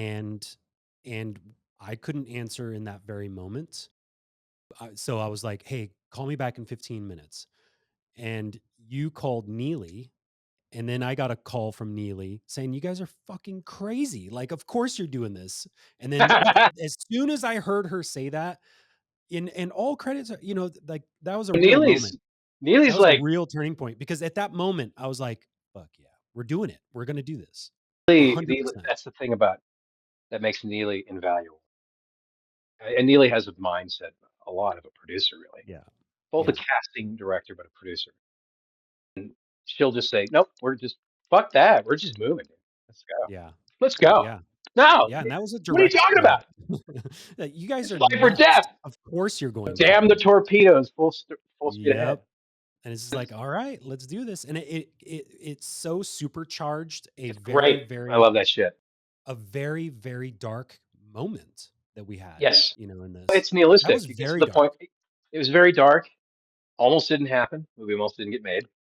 Um, yeah, that was Yeah. about it. It And really then did. here we are. The film is done, done, done, Yeah, done, it's done. done. Yeah, I You literally work. delivered it Friday. Yeah. I just delivered it. I did all the primary deliverables. It's done. Like it's really It's done. fantastic. Yeah, I mean, like, and yeah, sure. I mean, there that year, and it took months and months and months and months and months to get someone to commit, to get people to go, I believe in this, or I like it, or this is going to work for me. I mean, between the financial and creative side, it is difficult to go through the casting, Yes. and we almost didn't have this movie made. End of story. And it really was a discussion like, okay. And I look at it, well, I would rather fail gloriously trying than not do it Yep. at all. Yep. I seriously would. What's Yep. the point? I mean, dude, look at What's life. the, Everyone that yeah. exists in it, okay, goes by in a blink of an eye. It really does.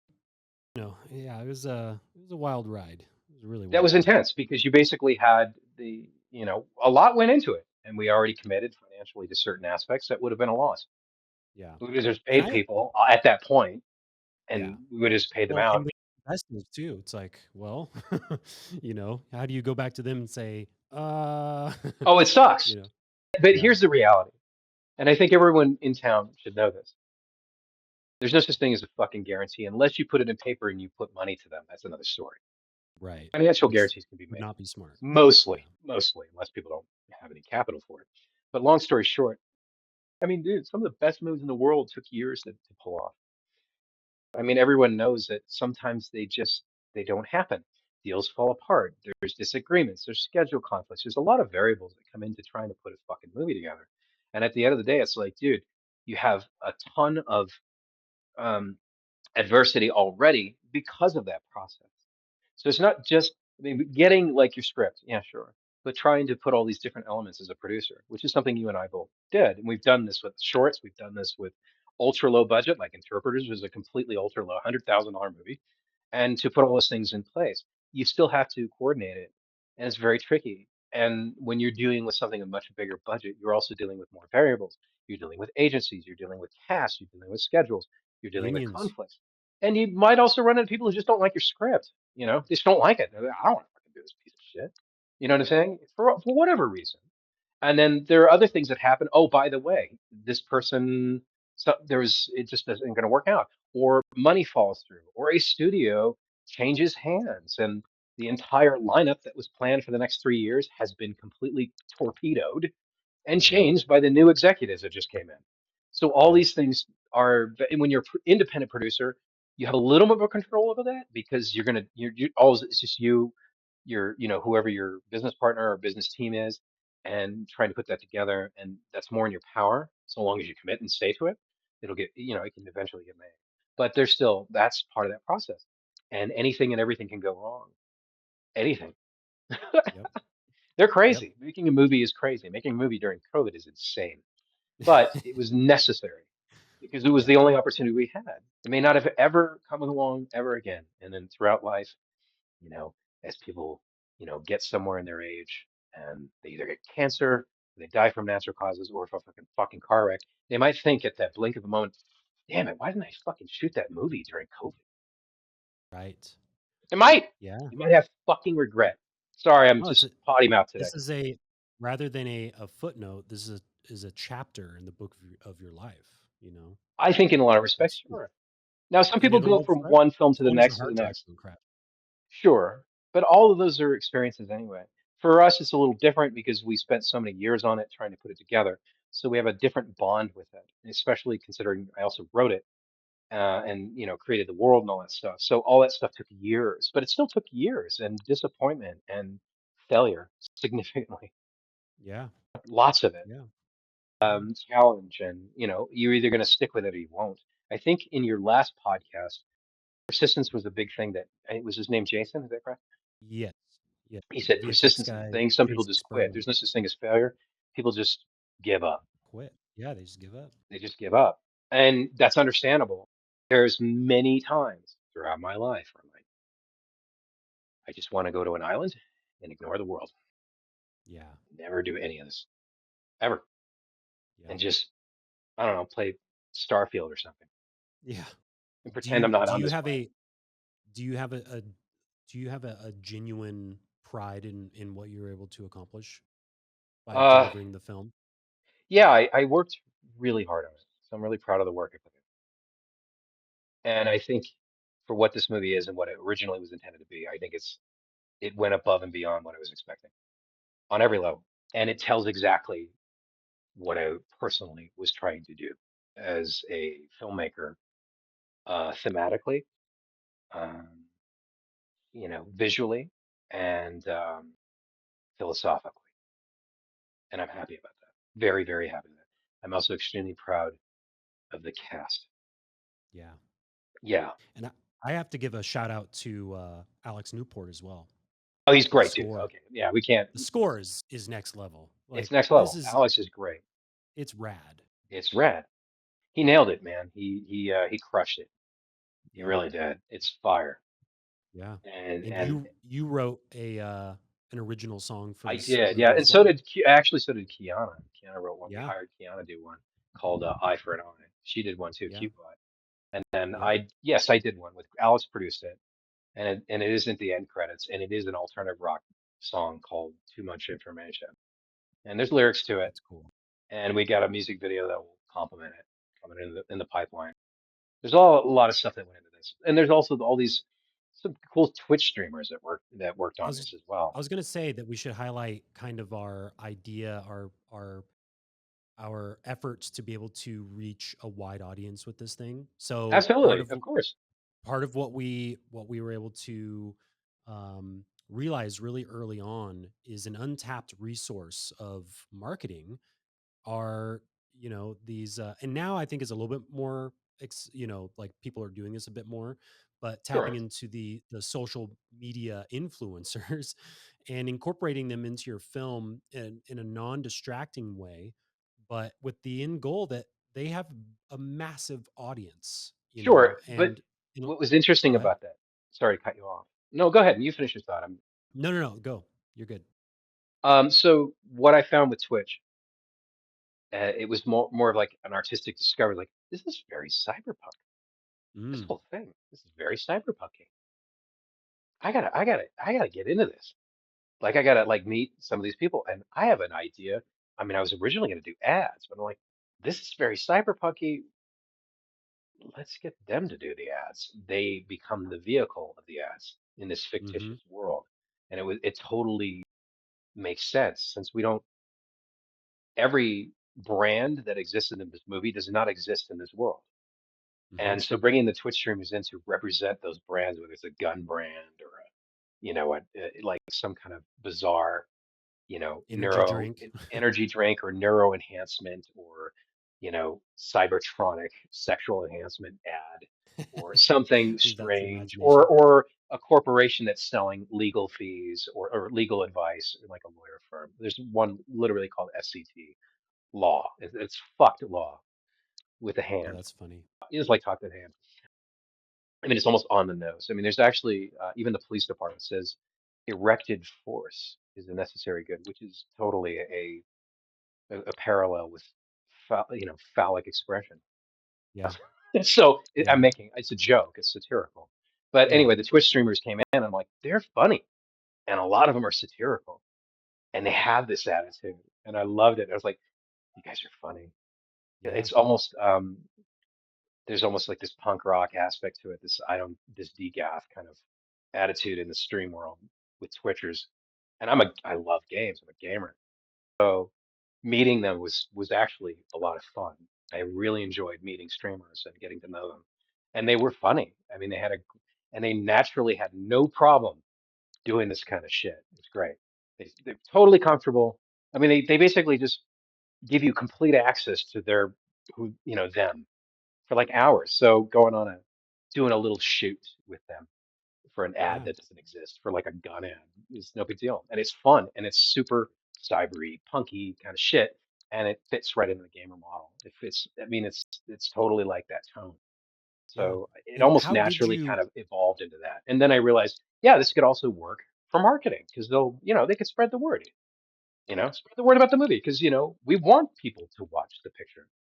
A lot was yes. put into it, not just financially, just in general, by a lot of people. That's that's something that Jason said, you know, that a a a a work of art ultimately becomes that work of art once it's observed, And that is true. It's like if you made this to put up in your own Yeah, little I movie mean, collection, okay. there isn't anything Okay. in this film like, I mean, Tia did a great job with the costume, and the costume stuff is a big part of that world. That all contributes, and that's all part of that process. And having people see everyone's work is a big deal. Same thing with Megan and her team, recreating that world. That all represents, we want people to see all of this creativity, all this stuff, and this story in general. And it's the same with the cast, the same with everybody. All that stuff went into it. So of course, Yeah. I genuinely think there's a pretty good um, audience out there, especially through, I think the gamer world might like this. Yeah. If you like cyberpunk or if you like that kind of vibe, you like Yep. action and science fiction and big ideas and really good, I genuinely am biased, but good acting, great acting, in my opinion, humble, Fantastic acting. Like fantastic, world class. Is it world Linus fucking class. Stephen? It's Amazing fucking stuff. world class. Now, So how did you approach the streamers? I just hit him up, man. Yeah, Hey, what's up? Making a movie. it was that easy. Let's talk. Let's be friends. Isn't That was that it. funny? That's Yeah. what I do with this podcast. It's like I see a filmmaker and I'm like, hey, and then I look them up and uh and I hit them up in their DMs. I'm like, Yeah, I didn't know hey, you want? how far I would go. I developed, honestly, I just became friends, really. Yeah, it's fantastic. I did. It was all, it was still, it was an idea that was coming to my head pretty quickly. Yeah, Then I befriended somebody else who knew somebody else who knew somebody else. And yeah, that's kind of how that started. You know, it really started with, honestly, friendship. I'm not kidding. I yeah, befriended a couple of people on Twitch and I said, yeah, I'm working on this movie. What are you doing? I said, well, I have these ideas that I thought, I said, you know, it'd be kind of cool if some of these streamers were in them. He's like, dude, I know some people. And I'm like, yes, okay, cool, let's do it. And then they kind of, the, you know, domino effect happened from there.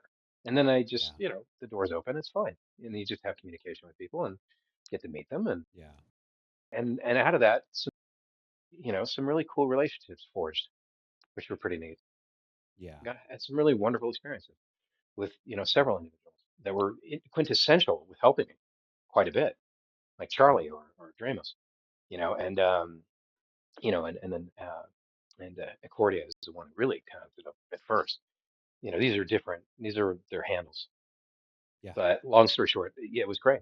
And then Kiana came along, and other people like Kauai Casey, and there were a bunch of different people. It was cool. Worked out. We yep, got it. We got the footage.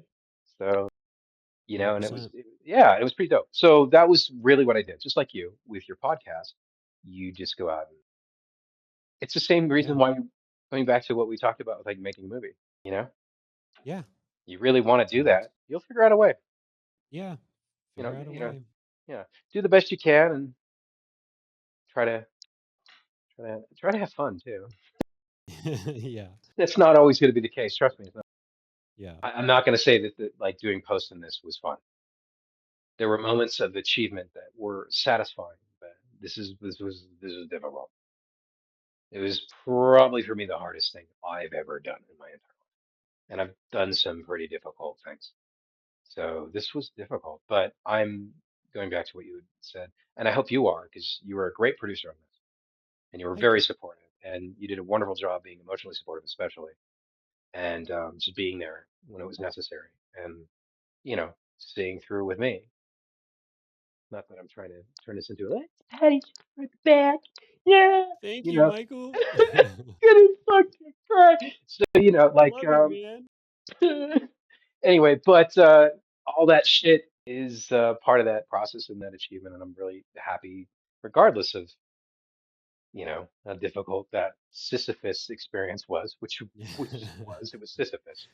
It was, One you know, must imagine pushing a fucking rock. Sisyphus I mean, honestly, the whole pushing a movie rock was. and smiling the entire Yeah, but time. the post process was only a portion of that Sisyphus experience. Goes back to 2008 and 2009, having multiple failed deals going forth and not getting it done and blah blah blah blah blah and all kinds of hiccups and issues. That's all part of rolling the rock up the hill and letting it come back down over and over and over and over again. I don't think I felt like the rock was actually at the top of the hill before it would go down until I think it was January 2nd of this year. I felt like this movie is not done. I don't know if it's ever going to get done. Is it going to get done? Didn't matter. That was the first shard of light I ever experienced on this film Wow. when it came to completing it. Because it was, I the color remember grade that was almost, conversation. yes, it Yeah. was a big deal. Color grade was pretty much in Yep. place. Shots Yeah. were pretty much done. Now it was just finishing up the last of the sound over a period of a couple months. And that was it. I was like, holy fuck, the whole movie's, everything's in.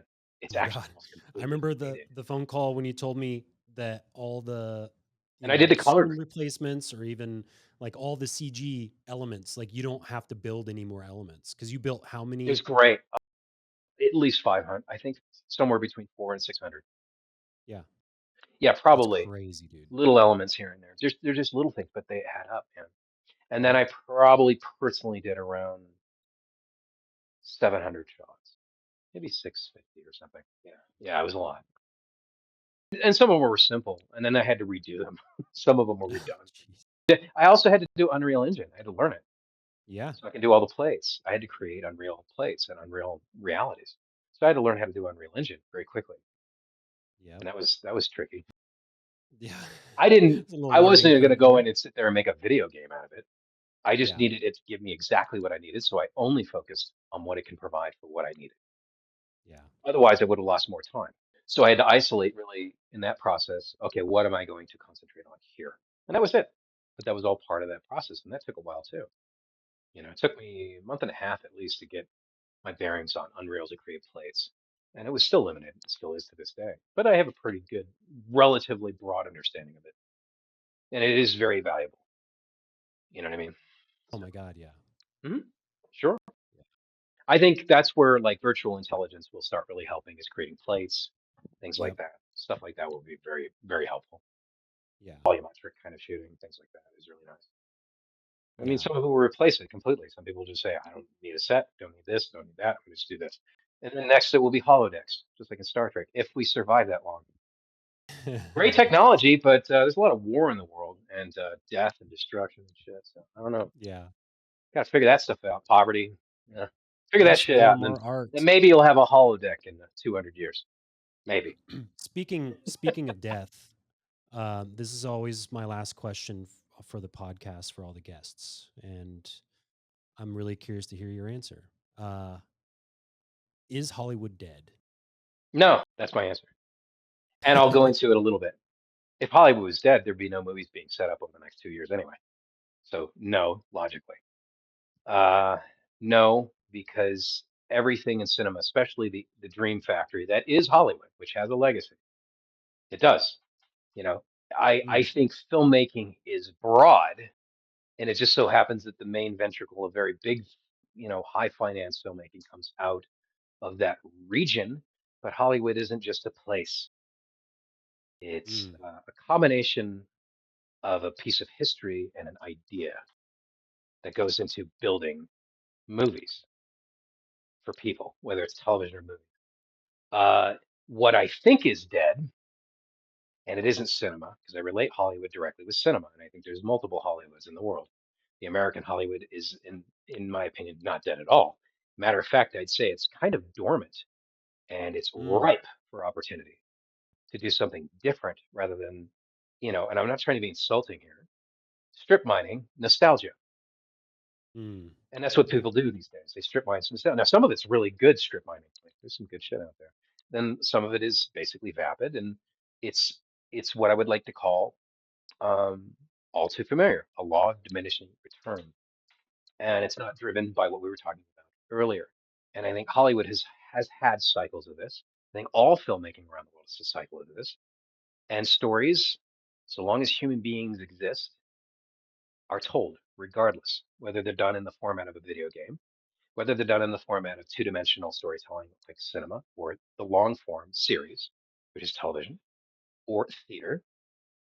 So long as people are alive, they're going to rock out music, they're going to crank out stories, and they're going to do it however they want to do it. And if there's a marketplace as it stands, which, these things change too, economics change over thousands of years, uh, that will be streamlined regardless, and it still is industrialized. The question is that is Hollywood dead, or is the motivation behind doing something special dead, Mm, or is the idea kind of in a coffin right now? To change it over to create a new like punch in the face. How the fuck do you punch people in the mouth with new shit? yeah. Period. You know what I mean? Whether it's a drama or whether it's an action film, it goes back to someone who told me once, "Have you seen this before, and why are you doing this?" And I think that's what makes a great producer, honestly, is a person who Mm, actually asks those questions before, no matter what. Now, fact is, we also make films that go to an audience, and that's the reality of it. And they're the ones who also, quote unquote, pay for these things through that process, which helps finance things like this. Now, the advent of technology just makes certain things cheaper, and you're still giving it to an audience. So that in itself is an expression, is a tool of humanity. As long as humanity lives, cinema's dead. Long live cinema.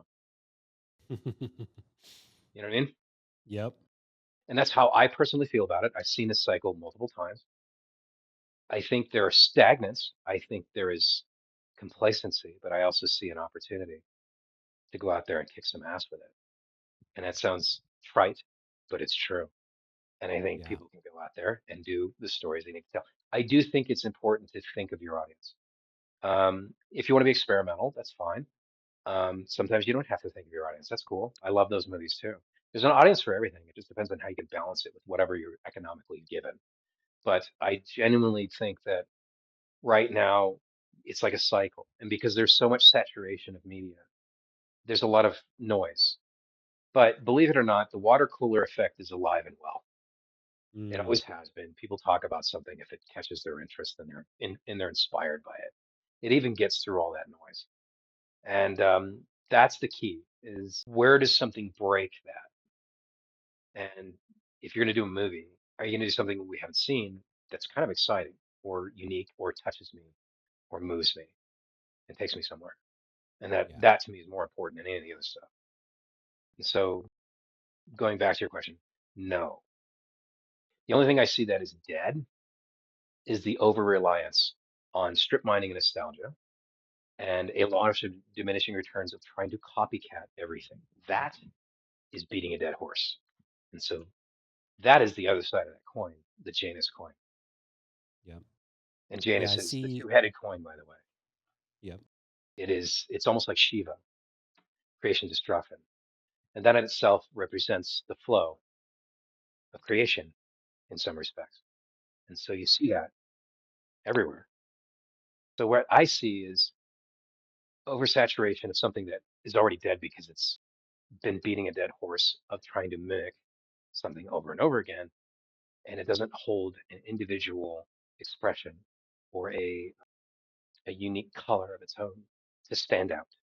And I would encourage, though you have to be responsible financially if somebody's paying for your movie, to go out and really touch, inspire your audience, regardless of the genre, and just really be ambitious with it, you know, and be, obviously there's a fine line between ambition and being irresponsible. So, try to be the best person you can be while you do it. Nobody's perfect, and that's it. And so that's how I feel about it, you know. And I've seen it in periods where I'm like, yeah, it sucks. Things coming out suck. And then I'm like, damn, there's some good shit coming out. Everybody's had those moments with music, with everything. And it's Yeah. trends that, again, have diminishing returns. And I think when that happens, it's okay, time to take some risks, time to do Yep. something We different. need some new You ideas. need risk. Risk is part of that process. Yeah. And I Yeah. think producers and creators and industry people, though everyone's risk averse, risk is the name of the game. It always has been. Life is already risky. Yeah. Yeah, getting in a Yeah. fucking car is risky. Getting in a plane is risky. Walking down the street can be risky. Hell, just Yep. breathing air in a city is risky. Who gives a Yep. shit? Yeah. That's why I think, independent film uh is ripe right now. It's It like, is. Well, I you know, actually think indie and believe it or not, I actually think even studio filmmaking has an yeah, opportunity. Yeah, absolutely. They all do. absolutely. I think all filmmaking, indie or studio alike, has an opportunity to really push the door open once again and reinvigorate a cycle of almost like a baby renaissance of some sort.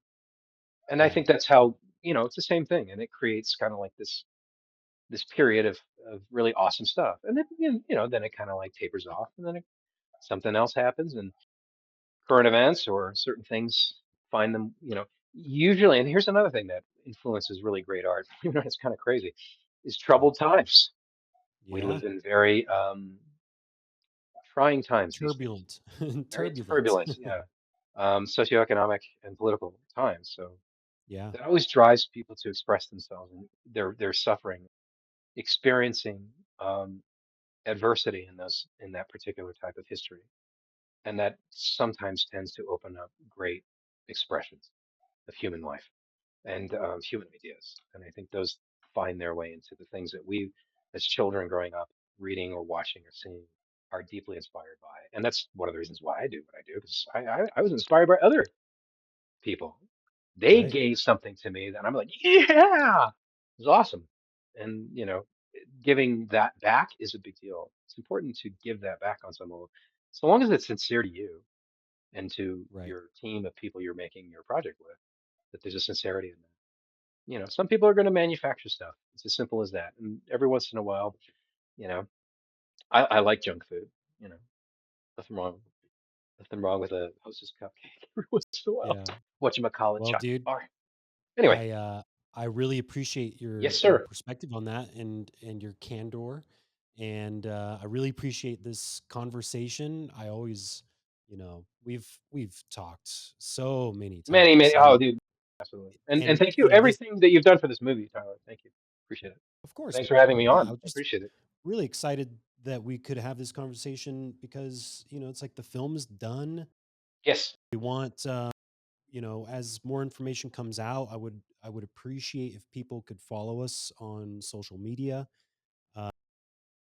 Uh, the Dresden Sun on Instagram. We're gonna need you all to come out and watch this movie when it is released, and you can get the updates on when and where it'll be released. The goal is always to have some kind of a theatrical uh, exposition or expedition and or exhibition. That's like So me with yeah, improvisational. yeah, I had a hard time with that one. I always have. yeah. But it's a big deal for us to be able to share these stories with you as the listener. And if you have any questions or anything like that, feel free to reach out. You can go to archetypepictures.com, and there is a contact form on there with any questions. And stay tuned for the future of this film, and also the future of Archetype Pictures. We've got Yeah. some And stuff make up no our mistake, sleeves, and yep, it's important. We have to plug our movie. yeah, I yeah, want. Hey, exactly, we want you to see it. We really do want you to see it. yeah, You know, yeah. We want to take you guys well, along for the ride. You absolutely. know, Thanks, Tyler. I didn't mean to cut you off, but I just wanted to say that because it's being funny. But I really yeah, mean it. We yeah, both want people to watch the film, and we hope you get something out of it. I mean, yeah. really, there's some really, I genuinely believe there's some really cool shit in there. Absolutely. And I Yeah, and think, and for, it isn't $100 million movie. It is an indie film with an indie budget, which yep, means not a lot of money. but it does not look like it. Like we're not being, we're not exaggerating this point. This is a pretty extraordinary feat. And I honestly think that it's something that other independent filmmakers, um, even, potentially some smaller studio filmmakers could really be inspired by watching. And it's incredible what was you know essentially achieved with this thing. So, and it's good cinema, it's a good movie. That's the first thing I told Michael when I called him after watching it the first time all the way through. I was like, this is a good movie. He's like, right. Do you remember that? Yeah, I do. I Yeah, genuinely think, yeah, I do. I actually think, I don't know, everybody has their own taste. I right, think it's actually pretty good. I actually think it's a good movie. Yeah, it's a yeah, good ride, man. It's a good film. It's yeah. got some I cool would ideas, watch great it even if performances. we didn't make it, put it that way. Hell yeah. And So, yeah, I think it's, that's my opinion. and I'm sticking And to it. and I'm sticking with it. There's going to be people, people who don't, it's like with anything, it Yeah, may not be your cup of yeah, tea, but I think it's pretty cool. And yep, I really worked hard on it, and a lot of people worked really hard on it, and I can only be thankful for the fact that we even got it made and how much support and how much went into it by everyone that was involved. So absolutely. I think for what it is, yeah, I do. I agree with you, Tyler. I think it's good. I actually think it's pretty good. We'll see. Yeah, it's a good Let's see movie. what everybody else thinks. I don't know. I don't know what Yep, you guys will think. I have no yep. fucking clue. So we'll see. Yeah. So, and if you don't like So it, hey, okay, so be it. yeah, it's okay. It's not your cup of tea. But and also follow this, subscribe to this podcast, please, because this is Yes, where it's awesome. there will be also more updates. So thank you, Michael. Catch you on the flip side. Peace, bro.